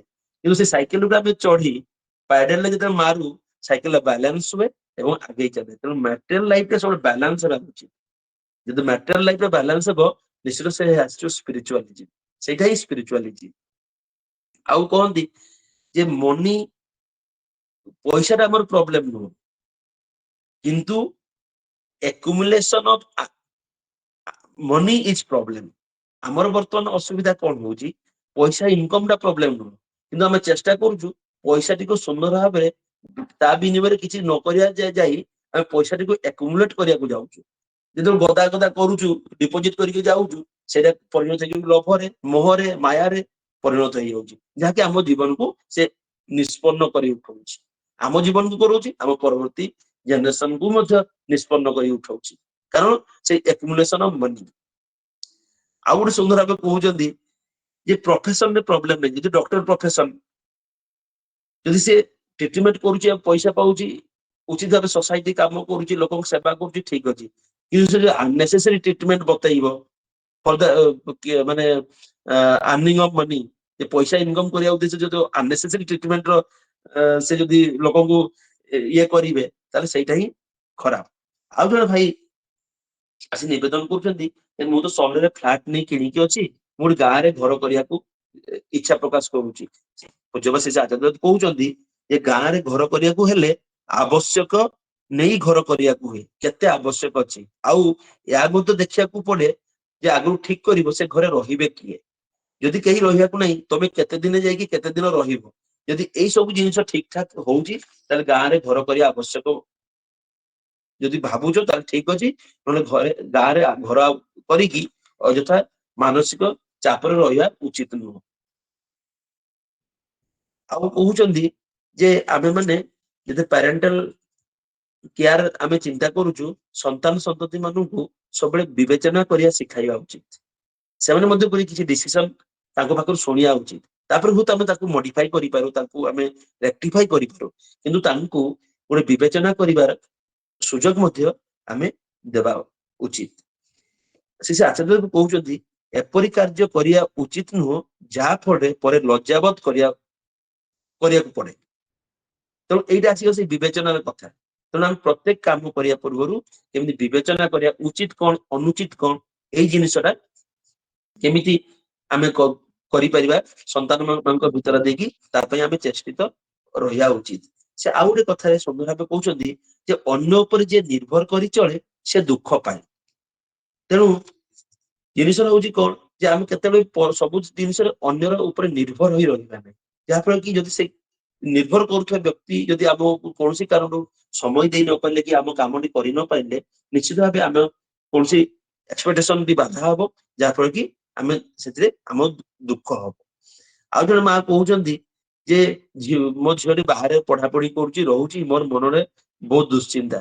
ସେ ହସି ହସି କହୁଛନ୍ତି ମା ମନ ଭିତରେ ଦୁଶ୍ଚିନ୍ତା ରହିବା ଉଚିତ, ଏବଂ ଏଇ ଦୁଶ୍ଚିନ୍ତା ତମ ମନ ଭିତରେ ରଖନି, ତୁମ ଛୁଆକୁ ବି ଝିଅ ମନ ଭିତରେ କିଛି ଦୁଶ୍ଚିନ୍ତା ପୁରେଇ ଦିଅ, ହେଲେ ଡରି ଡରି ରହିବ, କିଛି ଖରାପ କାମ କରିବନି। ସେ ହସି ହସି ଏଇ କଥା କହୁଛନ୍ତି ଯେ ଦୁଶ୍ଚିନ୍ତା ବି ବେଳେ ବେଳେ ଭଲ କାମ କରେ। ତମ ମନ ଭିତରେ ଦୁଶ୍ଚିନ୍ତା ଆସୁଛି, ଟିକେ ତମ ଛୁଆ ଭିତରେ ବି ପୁରେଇ ଦିଅ ସେ ଦୁଶ୍ଚିନ୍ତା, ଟିକେ ଡରେଇ ଦିଅ, କିଛି ଇଏ କରିଦିଅ, ହେଲେ ସେ ଖରାପ ଆଡକୁ କାମ ଆଡକୁ ସେ ଯିବ ନାହିଁ। ଆଉ ଗୋଟେ ସେ ଆଚାର୍ଯ୍ୟ ସୁନ୍ଦର ଭାବେ କହୁଛନ୍ତି ଯେ ଇମୋସନକୁ କଣ୍ଟ୍ରୋଲ କରିବା ହିଁ ଜୀବନର ଲକ୍ଷଣ, ବା ଜୀବନ ଯୋଉ ଉନ୍ନତିର ଲକ୍ଷଣ ଯୋଉଟା ଇମୋସନକୁ କଣ୍ଟ୍ରୋଲ କରିବା। ତେଣୁ ଏଇ ଯୋଜନ ଯାଜନ ଇଷ୍ଟବୁଝି ଷଷ୍ଠୀ ସଦାଚାର ଦେଇ ଆମେ କେମିତି ଇମୋସନକୁ ମଧ୍ୟ କଣ୍ଟ୍ରୋଲ କରିବାକୁ ପଡିବ। କୋଉ ଜାଗାରେ କେମିତି କୋଉ ଉପାୟରେ କଥାବାର୍ତ୍ତା କରିବାକୁ ପଡିବ, ସେଇ ଜିନିଷଟା ସେ ଆଚାର୍ଯ୍ୟ ସୁନ୍ଦର ଭାବେ କହି ଦଉଛନ୍ତି। ଏବଂ ସେ କହୁଛନ୍ତି ଯେ ଆମେ ଜଣେ ପରିବାର ଆସି ନିବେଦନ କରନ୍ତି ଯେ ଆମେ ଭଲ କେମିତି ରହିବୁ, ସେ ଏରିଆରେ ଆମେ ଏକୁଟିଆ ହେଇ ଦୀକ୍ଷିତ, ଆଉ ଆମେ ହିଁ କେବଳ ଠାକୁରଙ୍କ କାମ କରୁ, ଆଉ ପଡା ପଡୋଶୀ କେହି ନାହାନ୍ତି। ସେ ଆଚାର୍ଯ୍ୟ ସୁନ୍ଦର ଭାବେ କହୁଛନ୍ତି ଯେ ଯୋଉମାନେ ପଡା ପଡୋଶୀ ଡିଅର ନିୟର୍ସ ଅଛନ୍ତି, ତାଙ୍କ ସହିତ ସୁନ୍ଦର ଭାବେ ଗପସପ କର, ଦେବା ନେବା କର, ତାଙ୍କ ସହିତ ବସା ଉଠା କର, ହେଲେ ଯାଇକି ତୁମ ପାରିପାର୍ଶ୍ୱିକ ସୁନ୍ଦର ହେଇକି ଉଠିବ। ମନ ଭିତରେ ଗୋଟେ ଏମିତି ନ ରଖ ଯେ ତୁମେ ଦୀକ୍ଷିତ, ତୁମେ ସସ୍ତନୀ ପାଳନ କରୁଛ, ତୁମେ ସଦାଚାର ପାଳନ କରୁଛ, ଅନ୍ୟମାନେ କରୁନାହାନ୍ତି ବୋଲି ତା ମାନେ ନୁହଁ ଯେ ତୁମେ ତାଙ୍କ ସହିତ ସମ୍ପର୍କ ରଖିବନି, ତାଙ୍କ ସହିତ ଯିବା ଆସିବା କରିବନି, ତାଙ୍କ ସହିତ ବସା ଉଠା କରିବ ନାହିଁ। ଏଇ ଜିନିଷ ସେ ସୁନ୍ଦର ଭାବେ ବୁଝେଇକି କହି ଦଉଛନ୍ତି। ଏବଂ ଆଉ ଗୋଟେ ସୁନ୍ଦର ଭାବେ କହିଲେ ଯେ ଯୋଉ ଜାଗାକୁ ଯିବ ସେଇ ଜାଗାର କଲଚର, ସେଇ ଜାଗାର ଖାଦ୍ୟ, ସେଇ ଜାଗାର ଲାଙ୍ଗୁଏଜ କୁ ଆୟତ୍ତ କରିବାକୁ ହବ। ସେଥିରେ ଅହଂ ଭାବ ରଖିବା ଉଚିତ ନୁହଁ ଯେ ମୁଁ ଓଡିଆ, ମୁଁ କାହିଁକି ଆସାମିଜ ଲାଙ୍ଗୁଏଜ କହିବି, ମୁଁ ଓଡିଆ, ମୁଁ କାହିଁକି କନ୍ନଡ ଭାଷା ଶିଖିବି। କିନ୍ତୁ ସେଇ ସୁନ୍ଦର ଭାବେ ଏକ୍ଜାମ୍ପଲ ଦେଇ କହିଲେ ଆମର ଯେ ପ୍ରତିନିଧି ଶ୍ରଦ୍ଧେୟ ପ୍ରତାପ ଚନ୍ଦ୍ର ଦାସ ଭାଇ ଯୋଉ ଚେନ୍ନାଇରେ ଅଛନ୍ତି, ସେ କହିଲେ ଯେତେବେଳେ ଚେନ୍ନାଇ ଗଲେ ଚେନ୍ନାଇର ଖାଦ୍ୟ ଖାଇଲେ, ସେଠିକାର ତାମିଲ ଭାଷା ଶିଖିଲେ, ଲୋକଙ୍କ ସହିତ ମିଳାମିଶା କଲେ, ଲୋକଙ୍କର ହୃଦୟ ଜିଣିଲେ, ଲୋକଙ୍କ ସହିତ ଦୀକ୍ଷା ଏସବୁ ଚାଲିଲା। ଧୀରେ ଧୀରେ ଚେନ୍ନାଇର ମନ୍ଦିର ମଧ୍ୟ ହେଇ ଉଠିଲା। ତେଣୁ ଯୋଉଠି ଯିବାକୁ ହବ ସେ ଜାଗାର କଲଚର, ସେ ଜାଗାର ଖାଦ୍ୟ, ସେ ଜାଗାର ଲାଙ୍ଗୁଏଜ କୁ ଆୟତ୍ତ ଏବଂ ମନ ପ୍ରାଣ ଦେଇକି ଆୟତ୍ତ କରିବାକୁ ହବ। ଯାହା ଫଳରେ କି ଯୋଉ ଜିନିଷର ଆମର ପ୍ରାୟୋରିଟି ଥିବ, ଯୋଉ ଜିନିଷର ଆମର ଉଦ୍ଦେଶ୍ୟ ଥିବ, ନିଶ୍ଚିତ ତା ସୁନ୍ଦର ଭାବେ ଫୁଲଫିଲ ହବ। ଏବଂ ସୁନ୍ଦର ଭାବେ ଏଇ ସକାଳ ପ୍ରାର୍ଥନା ପରେ ଗୋଟେ ଆଲୋଚନା ମାଧ୍ୟମ ଦେଇକି କହୁଛନ୍ତି ଯେ ଯୋଉ ଜିନିଷରେ ଏକାନ୍ତର ଅଭ୍ୟାସ କରାଯାଏ ତାହା ହିଁ ଠାକୁର। ସଦାଚାର ପାଳନ ଉଦ୍ଦେଶ୍ୟରେ କହିଲେ ଯେ ଯୋଉ ଜିନିଷରେ ଏକାନ୍ତର ଅଭ୍ୟାସ କରାଯାଏ, ଯାହା ପାଇଁ କାହାର ଭେଲିଡେସନ ଦରକାର ନାହିଁ, କାହାର ଆପ୍ରିସିଏସନ ଦରକାର ନାହିଁ, କାହାର ସୁପରଭିଜନ ଦରକାର ନାହିଁ, କାହାର ସିକ୍ୟୁରିଟି ଦରକାର ନାହିଁ, ତାହା ହିଁ ଠାକୁର। ଆଉ ନହେଲେ ଏଇ ଯୋଉ ଆମେ ବର୍ତ୍ତମାନ ଆଶ୍ରମ ଆସିଲୁ, ତେଣୁ ସକାଳେ ଚାଲି ଆସିବା, 9:25ରେ ପଳେଇ ଆସିବା, ଆଉ ନାଟ ମଣ୍ଡପରେ ବସିବା, ଏସବୁ ପ୍ରଦର୍ଶନୀ, ଏସବୁ ପ୍ରଦର୍ଶନ ଯେ ପବ୍ଲିକ ଦେଖୁଛନ୍ତି ତେଣୁ ମୁଁ କରୁଛି। କିନ୍ତୁ ଏକାନ୍ତରେ ମୁଁ କରେ କିନା, ଏକାନ୍ତରେ ମୁଁ ନାମ ଧ୍ୟାନ କରେ କିନା, ଏକାନ୍ତରେ ମୁଁ ସପ୍ତାହ ମାନେ ବାଣୀ ପାଠ କରେ କିନା, ସେଇ ଜିନିଷରେ ସେ କହୁଛନ୍ତି ଯେ ଏକାନ୍ତରେ ଯାହା ଅଭ୍ୟାସ କରାଯାଏ ତାହା ହିଁ ଠାକୁର। ଆଉ ସେ କହୁଛନ୍ତି ଯେ କେତେବେଳେ ବି କାହାକୁ ଆସ୍ତିକ ନାସ୍ତିକ ଏଇ ପ୍ରକାର ଆକ୍ଷେପ ନ କରିକି ପ୍ରତ୍ୟେକ ବାଣୀ, ଠାକୁରଙ୍କର ବି ଯାହା କିଛି ବାଣୀ ଅଛି, ଯାହା କିଛି କୁହା ଅଛି, ତାକୁ ସର୍ବସାଧାରଣ ଭାବେ, ଅତି ସରଳ ଭାବେ, ସର୍ବସାଧାରଣ ଉଦ୍ଦେଶ୍ୟ ନେଇକି ଆମେ ବ୍ୟାଖ୍ୟା କରିବା ଉଚିତ। ଯେମିତି ସେ କହନ୍ତି ଯେ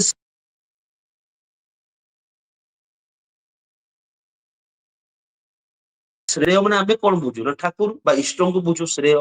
କିନ୍ତୁ ସେଠି ସେ କହୁଛନ୍ତି ତା ମିନିଂରେ ସେ କହୁଛନ୍ତି ଯେ ପ୍ରଶସ୍ତ ଭାବେ ସମସ୍ତ ମଙ୍ଗଳ ନିମନ୍ତେ ଯାହା ହୁଏ ସେଇଆ ହିଁ ଶ୍ରେୟ। ତେଣୁ ଯଦି ସେଠି ଆସ୍ତିକ ରୁହନ୍ତୁ ବା ନାସ୍ତିକ ରୁହନ୍ତୁ, ସେପରି ଜଣେ ଦୀକ୍ଷିତ ଥାନ୍ତୁ ବା ଅଦୀକ୍ଷିତ ଥାନ୍ତୁ, ସେ ଠାକୁରଙ୍କୁ ଜାଣିଥାନ୍ତୁ ବା ନ ଜାଣିଥାନ୍ତୁ, କିନ୍ତୁ ମୋର ବାଣୀ, ମୋର ଚଳଣି ପ୍ରଶସ୍ତ ଭାବେ ସମସ୍ତଙ୍କ ମଙ୍ଗଳ ନିମନ୍ତେ ହେବା ଉଚିତ। ଯାହା ଫଳରେ କଣ ହବ ନା ନାସ୍ତିକ ନା ଆସ୍ତିକ ତାଙ୍କ ଭିତରେ ନିଶ୍ଚିତ ବୋଧ ଜାଗ୍ରତ ହବ। ବୋଧରେ ସେ ଭଲ ପାଇବା ଆସିବ, ଭଲ ପାଇଲେ ସେ ଆପଣଙ୍କ କଥା ଶୁଣିବ। ସୁନ୍ଦର ଭାବେ, ବହୁତ ସରଳ ଭାବେ। କାରଣ ବହୁତ ସମୟରେ ଆମେ ପ୍ରିୟ ପରମ ଶ୍ରେୟ ଶ୍ରେୟାର୍ଥେ ଇଷ୍ଟ ସେଟା ଆମେ ସବୁବେଳେ କହୁଛି ଆମେ ଠାକୁରଙ୍କୁ ମାନେ ଯୁକ୍ତ କରିକି ଜିନିଷଟା କହିଦଉ, ପ୍ରତ୍ୟେକ ଜିନିଷ ଠାକୁରଙ୍କୁ ଯୁକ୍ତ କରିଦଉ, ଯାହା ଫଳରେ କି ବହୁ ଜଣଙ୍କ ପାଖରେ ଗ୍ରହଣୀୟ ହୁଏନି ଜିନିଷଟା। ସେଇ ଜାଗାରେ ତାକୁ ପ୍ରଶସ୍ତ ଭାବେ ସମସ୍ତ ମଙ୍ଗଳ ନିମନ୍ତେ ଆମେ ସୁନ୍ଦର ଭାବେ ଅତି ସରଳ ଭାବେ ସମସ୍ତଙ୍କ ଉଦ୍ଦେଶ୍ୟ ନେଇକି ବ୍ୟାଖ୍ୟା କଲେ କଣ ହବ, ଜିନିଷ ସେଟା ମାନିବା ହବ, ବୋଧ କରିବା ହବ। ବୋଧ କରିବା ଭିତରେ କୋଉ ନା କୋଉ କୌଣସି ଦିଗ ଦେଇକି, ପରିସ୍ଥିତି ଦେଇକି ସେମାନଙ୍କ ଆଚରଣ ମଧ୍ୟ ହୁଏତ ସେଇ ଦିଗକୁ ଢଳି ଢଳିବ। ଆଉ ସେ ସୁନ୍ଦର ଭାବେ ସେ କହନ୍ତି ଯେ ଜଣେ ଏମିତି କୌଣସି ଜବ ରେ ଥାନ୍ତି, ସେ ଆସି କହୁଛନ୍ତି ଆମ ଏଇ ଜବ ବା ସେଇ ସେକ୍ଟରରେ ଯେ ଲାଞ୍ଚ ନବାକୁ ବହୁତ ବାଧ୍ୟ ହଉଛି, ମୁଁ କଣ କରିପାରିବି। ସେଇ ଜାଗାରେ ସେ ଆଚାର୍ଯ୍ୟ ଦେବ ସୁନ୍ଦର ଭାବେ କହୁଛନ୍ତି ଯଦି ସେମିତି ପରିସ୍ଥିତି ଆସେ ତାହେଲେ ଆପଣ ସେଟାକୁ ଡାଇରେକ୍ଟଲି ନ ନେଇକି କୌଣସି ଏକ ମଙ୍ଗଳଦାୟକ କାର୍ଯ୍ୟରେ ତାଙ୍କୁ ଇନଭେଷ୍ଟ କରାଇ ଦିଅନ୍ତୁ। ଆପଣ ପ୍ରତ୍ୟେକ ତତ୍ତ୍ୱାବଧାନରେ ଆପଣ ପକେଟକୁ ନେଇକି ଖର୍ଚ୍ଚ କରିବା ଦରକାର ନାହିଁ, କି ନେଇକି କୋଉଠି ଯିବାର ନାହିଁ। ଯଦି କିଛି ହେଇଛି ତାକୁ ଗୋଟେ ମଙ୍ଗଳଦାୟକ କାର୍ଯ୍ୟରେ, ସୋସାଇଟାଲ ହଉ କୌଣସି ଗୋଟେ ମଙ୍ଗଳଦାୟକ କାର୍ଯ୍ୟ ଯେହେତୁ ଅନୁଭବ କରୁଛନ୍ତି, ସେଇଠି ତାକୁ ଇନଭେଷ୍ଟମେଣ୍ଟ କରେଇ ଦେଇ ପାରନ୍ତି ଯେତେବେଳେ ଯଦି ଏମିତି ପରିସ୍ଥିତି ଆସେ। ସେ କହୁଛନ୍ତି ଯେ ଦୁର୍ବଳ ସେ କପଟି ଆଚରଣ କରିବ, ଯେ ଦୁର୍ବଳ, ଯେ ଦୁର୍ବଳ ସେ କପଟ ଆଚରଣ କରିବ, ତାର ଭିତରେ ଗୋଟେ ବାହାର ଗୋଟେ ନିଶ୍ଚିତ ରହିବ। ଯେତେବେଳେ ସେ ଦୁର୍ବଳ ଆଉ ଯେତେବେଳେ ସେ ସବଳ ହୁଏ ପରମ ପିତାଙ୍କୁ ନେଇକି ବା ତାର ଆତ୍ମନିୟନ୍ତ୍ରଣ ନେଇକି ବା ତାର ଗୋଟେ ଅ ସୁଦୃଷ୍ଟି ସମ୍ପନ୍ନ ନେଇ ଜୀବନ ଯାପନ କରେ, ସେତେବେଳେ ନିଶ୍ଚିତ ଭାବେ ଦେଖିବେ ତାର ମନ ଆଉ ମୁହଁ ନିଶ୍ଚିତ ଭାବରେ ଏକ ହେଇ ଉଠିବ। ସେ କହୁଛନ୍ତି ନିଜର ଜୀବନ ଆଚରଣ ଭିତରେ କେବେ ବି ଅନ୍ୟର ଆପ୍ରିସିଏସନ ବା ଭ୍ୟାଲିଡେସନ ଉପରେ ନିର୍ଭର କରିବେ ନାହିଁ।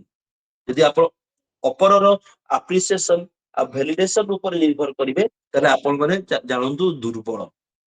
ଆପଣ ପରପିତାକୁ ହଉ ବା ତାଙ୍କର ଶୃଙ୍ଖଳାରେ ହଉ ଠିକ ଭାବେ ଚାଲିବା ପାଇଁ ପ୍ରୟାସ କରୁନାହାନ୍ତି। ସେଥିପାଇଁ ଆପଣଙ୍କୁ କେତେବେଳେ କାହାର ଗୋଟେ ଆପ୍ରିସିଏସନ ଦରକାର ପଡୁଛି, କାହାର ଗୋଟେ ମାନେ ଭ୍ୟାଲିଡେସନ ଦରକାର ପଡୁଛି। କିଏ ଗୋଟେ ଆପଣଙ୍କୁ ବାବା କହିଲେ ହିଁ ଆପଣ କିଛି କାମ କରିଦେଇ ଯିବେ, ନହେଲେ କରିବେ ନାହିଁ। କିଏ ଗୋଟେ ଆପଣ ଆପ୍ରିସିଏସନ ଦବ, କରିବ, ହେଲେ କରିବେ, ନହେଲେ କରିବେ ନାହିଁ। ତେଣୁ ସେ କୁହନ୍ତି ଯେ ସେ ଯୋଉ କାହାରି ଉପରେ ଅନ୍ୟର ଆପ୍ରିସିଏସନ ବା ଭ୍ୟାଲିଡେସନ ଉପରେ କେବେ ନିର୍ଭର କରିବେ ନାହିଁ। ଆଉ ଗୋଟେ କୁହନ୍ତି ଯେତେବେଳେ କିଛି ପ୍ରପର୍ଟି କିଣିବା ପାଇଁ ବହୁତ ନିବେଦନ ହୁଏ, ଯେ ମୁଁ ଏଇ ଫ୍ଲାଟ ଟା କିଣିବା ପାଇଁ ଚାହୁଁଛି, କିଣିବି କି ନାହିଁ, ଯେତେବେଳେ ସେ କି ଘରଟା କରିବା ପାଇଁ ଚାହୁଁଛି, କରିବି କି ନାହିଁ, ସେ ସବୁ କହନ୍ତି ଯେ ଏଇ ଜିନିଷ କରିବା ଭିତରେ ଦେଖନ୍ତୁ ଯେମିତି ଆପଣ କୌଣସି ମାନସିକ ଚାପ ନ ରହେ, ଆଉ ଆପଣଙ୍କର ବିସ୍ତାର ଜୀବନଟା ସଂକୁଚିତ ନ ହେଇପଡେ। ଧର ଗୋଟେ କୌଣସି ପ୍ରଲୋଭନ ଦେଖି ଆଉ ମିସଗାଇଡେଡ ହେଇକି 30 ଲକ୍ଷ ଟଙ୍କା ଜାଗାରେ ମୁଁ 60 ଲକ୍ଷ ଟଙ୍କାରେ ଗୋଟେ ଘରଟେ କରିଦେଲି ବା କିଣିଦେଲି, ସେ ଜାଗାରେ ଆପଣ ମାନସିକ ଚାପ ବଢିବ। ମାନସିକ ଚାପ ବଢିଲେ ଆପଣଙ୍କର ଯୋଉ ଦୈନନ୍ଦିନ ସହଜ ଜୀବନଟା ଅସହଜ ହେଇ ଉଠିବ, ଯାହାଫଳରେ କି ଆପଣ ସବୁ ଜିନିଷ ଏଲୋମେଲୋ ହେଇଯିବ। ଏଇ ଯୋଉ ଲାଙ୍ଗୁଏଜ କୁହନ୍ତି ଏଲୋମେଲୋ ମାନେ ମାନେ ଏପଟ ସେପଟ ହେଇଯିବ। ତାହେଲେ ଆପଣ ବିସ୍ତାର ଜାଗାରେ ସଂକୁଚିତ ହେବା ଆରମ୍ଭ କରିବେ, ଯାହାଫଳରେ କି ଯାହା କିଛି ପ୍ଲାନିଂ ପ୍ରୋଗ୍ରାମ କରିଥିବେ ସେଗୁଡା ମଧ୍ୟ ବିଧ୍ୱସ୍ତ ପ୍ରାପ୍ତ ହେବାର ଚାନ୍ସେସ୍ ରହିଛି। ଯଦି ଏପରି କେବେ କରିବାକୁ ପଡେ, ଚେଷ୍ଟା କରିବେ ସେଇ ପ୍ରପର୍ଟି ଭିତରେ ଦେଇକି ଯେ ଆର୍ନିଂ ରହୁଥିବ। ଯଦି ଆପଣ ଚେଷ୍ଟା କରୁଛନ୍ତି ଘରଟି କରିବା ପାଇଁ, ତାହେଲେ ଆପଣ 2 ମହଲା କରିପାରନ୍ତି, ଗୋଟେ ମହଲା ରହିକି ଗୋଟେ ମହଲା ଭଡା ଦେଇପାରନ୍ତି। ଯାହାପରେ ଯୋଉ କିଛି କିଛି ଆସିବ, ହୁଏତ ଆପଣଙ୍କୁ ଟିକେ ଲୋନ ର ରିପେମେଣ୍ଟ ହଉ, ଧାର ବାକି ସୁଝା ଯାହା ବି ଟିକେ ସମ୍ୟକ ଥିବ ଲୋନ ର, ତାହା ବି ଆମକୁ ମାନେ ପରିଶୋଧ କରିବା ସହଯୋଗ କରିବ, ଆଉ ଆପଣ ବି ଧୀରେ ଧୀରେ ରିଲାକ୍ସ ରହିବେ। ତ ଏଇ ଟାଇପ ର ଜିନିଷ ସୁନ୍ଦର ଭାବେ ସେ ସମସ୍ତଙ୍କୁ କହି ଉଠନ୍ତି। ଆଉ କହନ୍ତି ଯଦି ମନ ଶରୀର ଠିକ କରିବାକୁ ହେଲେ ଘରଟିକୁ ମନ୍ଦିର ପରି ସଜାଇ ପରିଷ୍କାର ପରିଚ୍ଛନ୍ନ ରଖି ସାଧନ ଭୋଜନ କରିବା ଉଚିତ। ତେଣୁ ଯାହା ଘରଟା ଠିକ ନାହିଁ, ସେ ଯେତେ ବଡ ମନ୍ଦିର ତୋଳି ଦଉ, ଯେତେ ବଡ ମନ୍ଦିର କନଷ୍ଟ୍ରକ୍ସନ ଇନଭଲ୍ଭ ରହୁ, କୌଣସି ଲାଭ ନାହିଁ। ପ୍ରଥମ ତାର ଘର, ତାର ମନ, ଶରୀର ଏଇଟିକୁ ସୁନ୍ଦର ଭାବେ ମନ୍ଦିର କରି ଗଢି ଉଠିବା ଉଚିତ। ଆଉ ଗୋଟେ କହୁଛନ୍ତି ଯେ ଛଦ୍ମବେଶୀ ଅଭ୍ୟାସ ତ୍ୟାଗ କରିବାକୁ ହବ। ଯୋଉ କଥା ମୁଁ ପୂର୍ବରୁ କହୁଥିଲି, ଏକାନ୍ତରେ ଯାହା ପରିପାଳନ କରୁଛ ସେଇଟା ହିଁ ଠାକୁରଙ୍କ କାମ। ପବ୍ଲିଶ କରିବା ଉଦ୍ଦେଶ୍ୟ ନେଇକି କେବଳ ଛଦ୍ମବେଶୀ ହେବା ଉଚିତ ନୁହଁ। ଆଉ ଜଣେ ମା ନିବେଦନ କରନ୍ତି ତାଙ୍କ ଝିଅ ବହୁତ ଭଲ ଡ୍ୟାନ୍ସ କରୁଛି, ତ ସେ ସୁନ୍ଦର ଭାବେ କହନ୍ତି ଡ୍ୟାନ୍ସ କରୁଛି ବହୁତ ଭଲ, କିନ୍ତୁ ଡ୍ୟାନ୍ସ ସେ ଯେତେ କ୍ୟାରିୟର କରିବାକୁ ଯିବ, କୋଉ ଡ୍ୟାନ୍ସ ମାର୍କେଟରେ ବା କୋଉ ପ୍ରକାର ଡ୍ୟାନ୍ସ ବର୍ତ୍ତମାନ ବେଶୀ ଲୋକଙ୍କର ଆଦୃତ ହଉଛି, ସେଇ ପ୍ରକାର ଡ୍ୟାନ୍ସ ରେ ମନୋନିବେଶ କରି ସେଇ ପ୍ରକାର ଡ୍ୟାନ୍ସ ଶିଖିବା ପାଇଁ ସେ ଉପଦେଶ ଦିଅନ୍ତି। ତେଣୁ ଏଇ ପ୍ରକାର ବିଭିନ୍ନ ପ୍ରକାର ଛୋଟ ଛୋଟ ଆଲୋଚନା ଭିତର ଦେଇକି ଆଉ ନିବେଦନ ଯୋଉ ଆବେଦନ ନିବେଦନ ହୁଏ ତାର ସୁସମାଧାନ ବି ଦିଅନ୍ତି। ଆଉ ସୁନ୍ଦର ଭାବେ ସେଇ ଭିତରେ ଦେଇକି ଅନ୍ୟମାନଙ୍କୁ ମଧ୍ୟ ପ୍ରେରଣା ଦେଇ ଉଠନ୍ତି। ଆଉ ଲାଷ୍ଟ ଦିନ ଆଉ ଗୋଟେ ନିବେଦନ ହୁଏ ଯେ ଜଣେ ଭାଇ କହୁଛନ୍ତି ଆଗରୁ ବହୁତ ମଦ ପିଉଥିଲେ, ତାଙ୍କ ସ୍ତ୍ରୀ ନିବେଦନ କରୁଛନ୍ତି ସ୍ଵାମୀ ବହୁତ ମଦ ପିଉଥିଲେ, ଏବେ ଅକେଜନାଲି ପିଉଛନ୍ତି। ସେ ଆଚାର୍ଯ୍ୟ କହୁଛନ୍ତି ଅକେଜନାଲ କିଛି ଜିନିଷ ନଥାଏ, ଆଇଦର ପିଉଛ ତ ପିଇ ଚାଲ, ନହେଲେ ଟୋଟାଲ ଛାଡିଦେ। ସେ ଗୋଟେ ଉଦାହରଣ ଦେଇ କହୁଛନ୍ତି ଯେ ଇଲେକ୍ଟ୍ରିକ ବଲ୍ବଟା ସୁଇଚ ଟା ଦୁଇଟା, ଆଇଦର ଅନ୍ ନହେଲେ ଅଫ୍, ମଝାମଝି କିଛି ନାହିଁ, ଅଛି କି? ସେ ଭାଇଟି କହୁছে ନା ନାହିଁ, ଯଦି ନାହିଁ ଆଇଦର ଅଫ୍ ନହେଲେ ଅନ୍, ତେଣୁ ଆଇଦର ପି ପୁରା ପି ନହେଲେ ଟୋଟାଲ ଛାଡିଦେ। ହସି ହସି ସେଇ କଥା ସେ କହୁଛନ୍ତି। ସେ ଭାଇଟି ବି ମତେ ହସିଲେ ଏସବୁ ଶୁଣିକି।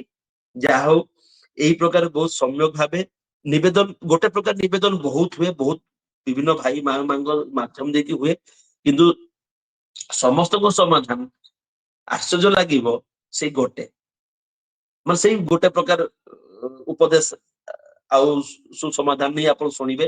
ସେମ ଲାଙ୍ଗୁଏଜ, ମାନେ 22 ତାରିଖର ନିବେଦନରେ ଯୋଉ ଲାଙ୍ଗୁଏଜ, 28 ତାରିଖ ସେଇ ସେମ ପ୍ରକାର ନିବେଦନରେ ସେଇ ଲାଙ୍ଗୁଏଜ, ମାନେ ସେଇ ବସିଲେ ହିଁ ଆନନ୍ଦ, ଶୁଣିଲେ ହିଁ ଆନନ୍ଦ। ସେଇ ସମୟରେ ଯାହା ମଝିରେ ମଝିରେ ହସି ସ୍ମିତ ହାସ୍ୟ ଦେଇକି ସେ ଗୋଟେ ମଜାର ଯୋଉ ମାହୋଲ ବି ସେ ଆଚାର୍ଯ୍ୟ କ୍ରିଏଟ କରନ୍ତି, ସେଟା କେବଳ ସେଇଠି ବସିଲେ ହିଁ ତାର ଅନୁଭବ ଟା, ରୋମାଞ୍ଚ ଟା ଅନୁଭବ କରି ହୁଏ।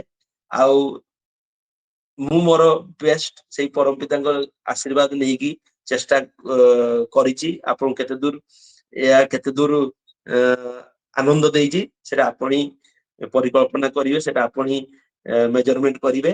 ତାହା ହଉ, ଏତିକି କହି ମୋର ବକ୍ତବ୍ୟ ଶେଷ କରୁଛି। ଜୟ ଗୁରୁ।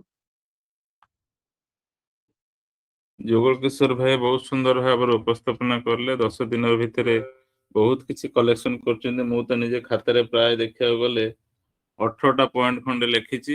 जो पॉइंट गुड़िक मते बहुत आवश्यक से भलिया बहुत भाई माने लिखिथिबे आउ गोटे जिंस एठी आमे माने देखुचे सेटा समस्ते देखुचंती कि नहीं मो आखि को जहा देखा जाउची मु कहूची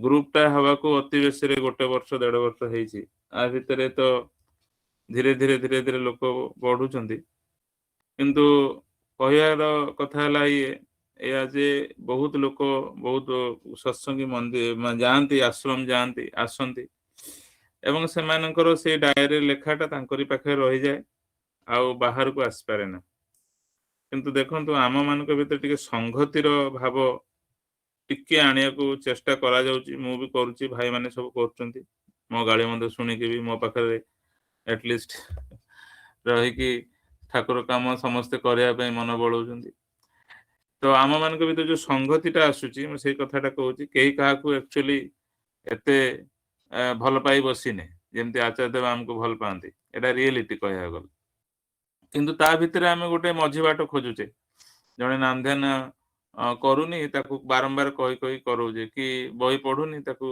बारंबार कही पठौजे तार अनिच्छा प्रकाश अछि किंतु कहिला फल रे गोटे प्रेशर रे करूची कि भल पाइबा दे करूची कि गोटे नले ग्रुप रे रहिबेनी असुविधा हो सेति पे करूची डरी करूची कोन पे करूची ओटा आमे मझी बाट नै करूचे जहा भी हो किछि चेष्टा जगु आमे संगतिटा जो रखिबा जगु जणे भाई आश्रम गले आसिले समस्त पाखरे उपस्थापना कले एवं आमे भी तो आश्रम जाई पारि ना हम निज निज बिजी दुनिया रे तो आमे भी पाई गले पुणी आमे केतेବେଳେ ଯିବା ସେମିତି जुगल भाई पाई जिवे तांकर ଏବେ छुट्टी समय तेणु से वर्ष सारा भिତରେ एई समयटा तांकर ठाकुरଙ୍କ ପାଇଁ ସବୁବେଳେ ଦିଅନ୍ତି ତେଣୁ ଭାରି पर्टिकुलर जे ଘରକୁ ସମୟ ଦେବା ନିଜକୁ ସମୟ ଦେବା ଏବଂ ଈଶ୍ୱରଙ୍କୁ ସମୟ ଦେବାରେ ଭାରି ପ୍ଲାନ୍ଡ वे ରେ କରିଛନ୍ତି ସେମିତି ସମସ୍ତେ ସେମିତି ପ୍ଲାନ୍ଡ वे ରେ କରିବା ଦରକାର କୋଉ ସମୟଟା ଠାକୁରଙ୍କୁ ଦେଲେ କି ଆଶ୍ରମକୁ ଦେଲେ ଆମେ ଆମର ଭୋକଟାକୁ ମେଣ୍ଟେଇ ପାରିବା ତେଣु ସମସ୍ତେ ଏଇ ଟାଇପ ର ଯିବା ଦେଖନ୍ତୁ ଆମେ ଭୟ କରିବାନି ଆଚାର୍ଯ୍ୟ ଦେବଙ୍କୁ ତାଙ୍କ ପାଖରେ ବସି ପାରିବା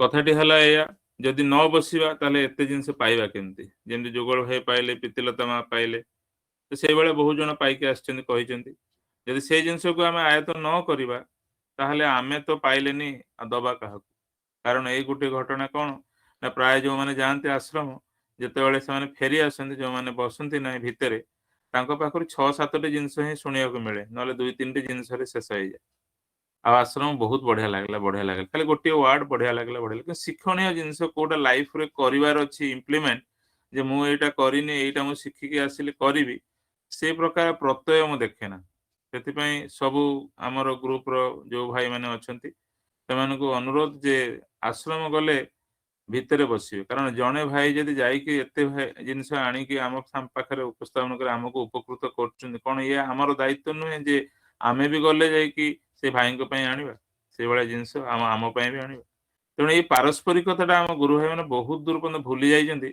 କିନ୍ତୁ ମୋ ଗାଳି ମନ୍ଦ ଶୁଣିକି ତ କରୁଛନ୍ତି ଛାଡନ୍ତୁ ଯାହା ବି ହଉ ତ କରିବା ଦରକାର ହେଲା ଏଇ ଆଶାଟା ସମସ୍ତେ ରଖନ୍ତୁ ଯେ ଆମେ ଗୋଟେ ଭଲ ଜିନିଷ ପାଇବା କିନ୍ତୁ କିଛି ତ ହରେଇବାକୁ ପଡିବ କିଛି ତ ପରିଶ୍ରମ କରିବାକୁ ପଡିବ ଏଇଟା ନହେଲେ କେହି କାହାକୁ ଦେଇପାରିବନି ହେଲା ତେଣୁ ପରିଶେଷରେ ଯୁଗଳ ଭାଇଙ୍କର ନିଜର ବ୍ୟକ୍ତିଗତ ଜୀବନ ପାରିବାରିକ ଜୀବନ ପାଇଁ ଶ୍ରୀ ଠାକୁରଙ୍କ ଶ୍ରୀଚରଣରେ ପ୍ରାର୍ଥନା ରଖୁଛି ଆଉ ଏଇ ଟାଇପର ସେସନ ଗୁଡା ଚାଲୁ ମଝିରେ ମଝିରେ ଆମକୁ ଟିକେ ଚାର୍ଜ ମିଳୁଛି ଏବଂ ଫାଙ୍କା ରହିଯିବା ଫଳରେ କଣ ହୁଏ ଆମେ ଉତ୍ସବ ମନ୍ଦିର ଦୁନିଆରେ ଗୋଟେ ଷ୍ଟେରିଓ ଟାଇପ ହେଇଯାଇଛୁ रियली आपण भाबंतु तो पूरा स्टेरियोटाइप सेई कथा 100 थर कहउथिबे सेई उत्सव रे विभिन्न विभिन्न जगह हला सेई कथा सुनुथु सेई भलिया सजा सब से स्टेरियोटाइप हे जाईची हला आ ता भीतर वेस्टर्नाइज भी बहुत पसी जाईची तो जिनसर गोटे रस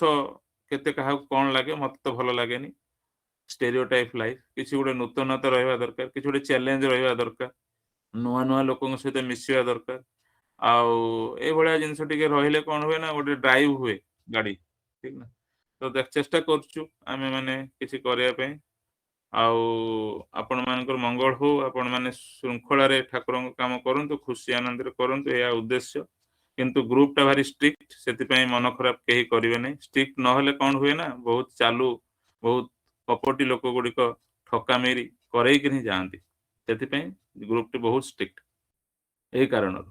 ଠିକ ଅଛି, ଷ୍ଟ୍ରିକ୍ଟନେସ୍ ଅଛି ଯୋଗୁଁ ଦେଖନ୍ତୁ କେତେ ଡିସିପ୍ଲିନ ବି ଗୋଟେ ମେଣ୍ଟେନ ହଉଛି। ଠିକ ଅଛି, ମନ ଖରାପ କେହି କରିବେ ନାହିଁ, ଏଇଟା ମୋର ମୁହଁ ପର୍ଯ୍ୟନ୍ତ ଭିତରୁ ନୁହେଁ, ନହେଲେ ଏ ପ୍ରୟାସକୁ ଏତେ ଦୂର ପର୍ଯ୍ୟନ୍ତ ଆଣି ହୁଅନ୍ତା ନାହିଁ। ଠିକ ଅଛି, ଶେଷରେ ସମସ୍ତଙ୍କର ମଙ୍ଗଳ କାମନା କରୁଛି, ରହିଲି। କିନ୍ତୁ ଆପଣଙ୍କର ଶନିବାର ଦିନ ଆମର 2 ଜଣ ଗୁରୁ ଭାଇ ନାମଧ୍ୟାନର ଅନୁଭୂତି ଉପରେ ତାଙ୍କର ବକ୍ତବ୍ୟ ରଖିବେ। ଆପଣ ବହୁତ ଭଲ ଲାଗିବ, ମିସ୍ କରିବେନି। କାରଣ ଗୋଟେ ବି ସେସନ କ୍ୱାଲିଟିରେ କମ କରିବାକୁ ଚେଷ୍ଟା କରୁନି, ଯେତେ ଆପଣଙ୍କୁ ଭଲରେ ଦେଇ ହବ ଆପଣ ଖୁସି ହେବେ, ଅପ୍ଟିମମ୍ ଲେଭେଲ ପର୍ଯ୍ୟନ୍ତ ମୁଁ ଚେଷ୍ଟା କରୁଛି। ପରିଶେଷରେ ସମସ୍ତଙ୍କ ମଙ୍ଗଳ ପ୍ରାର୍ଥନା କରି ରହୁଛି। ଜୟ ଗୁରୁ।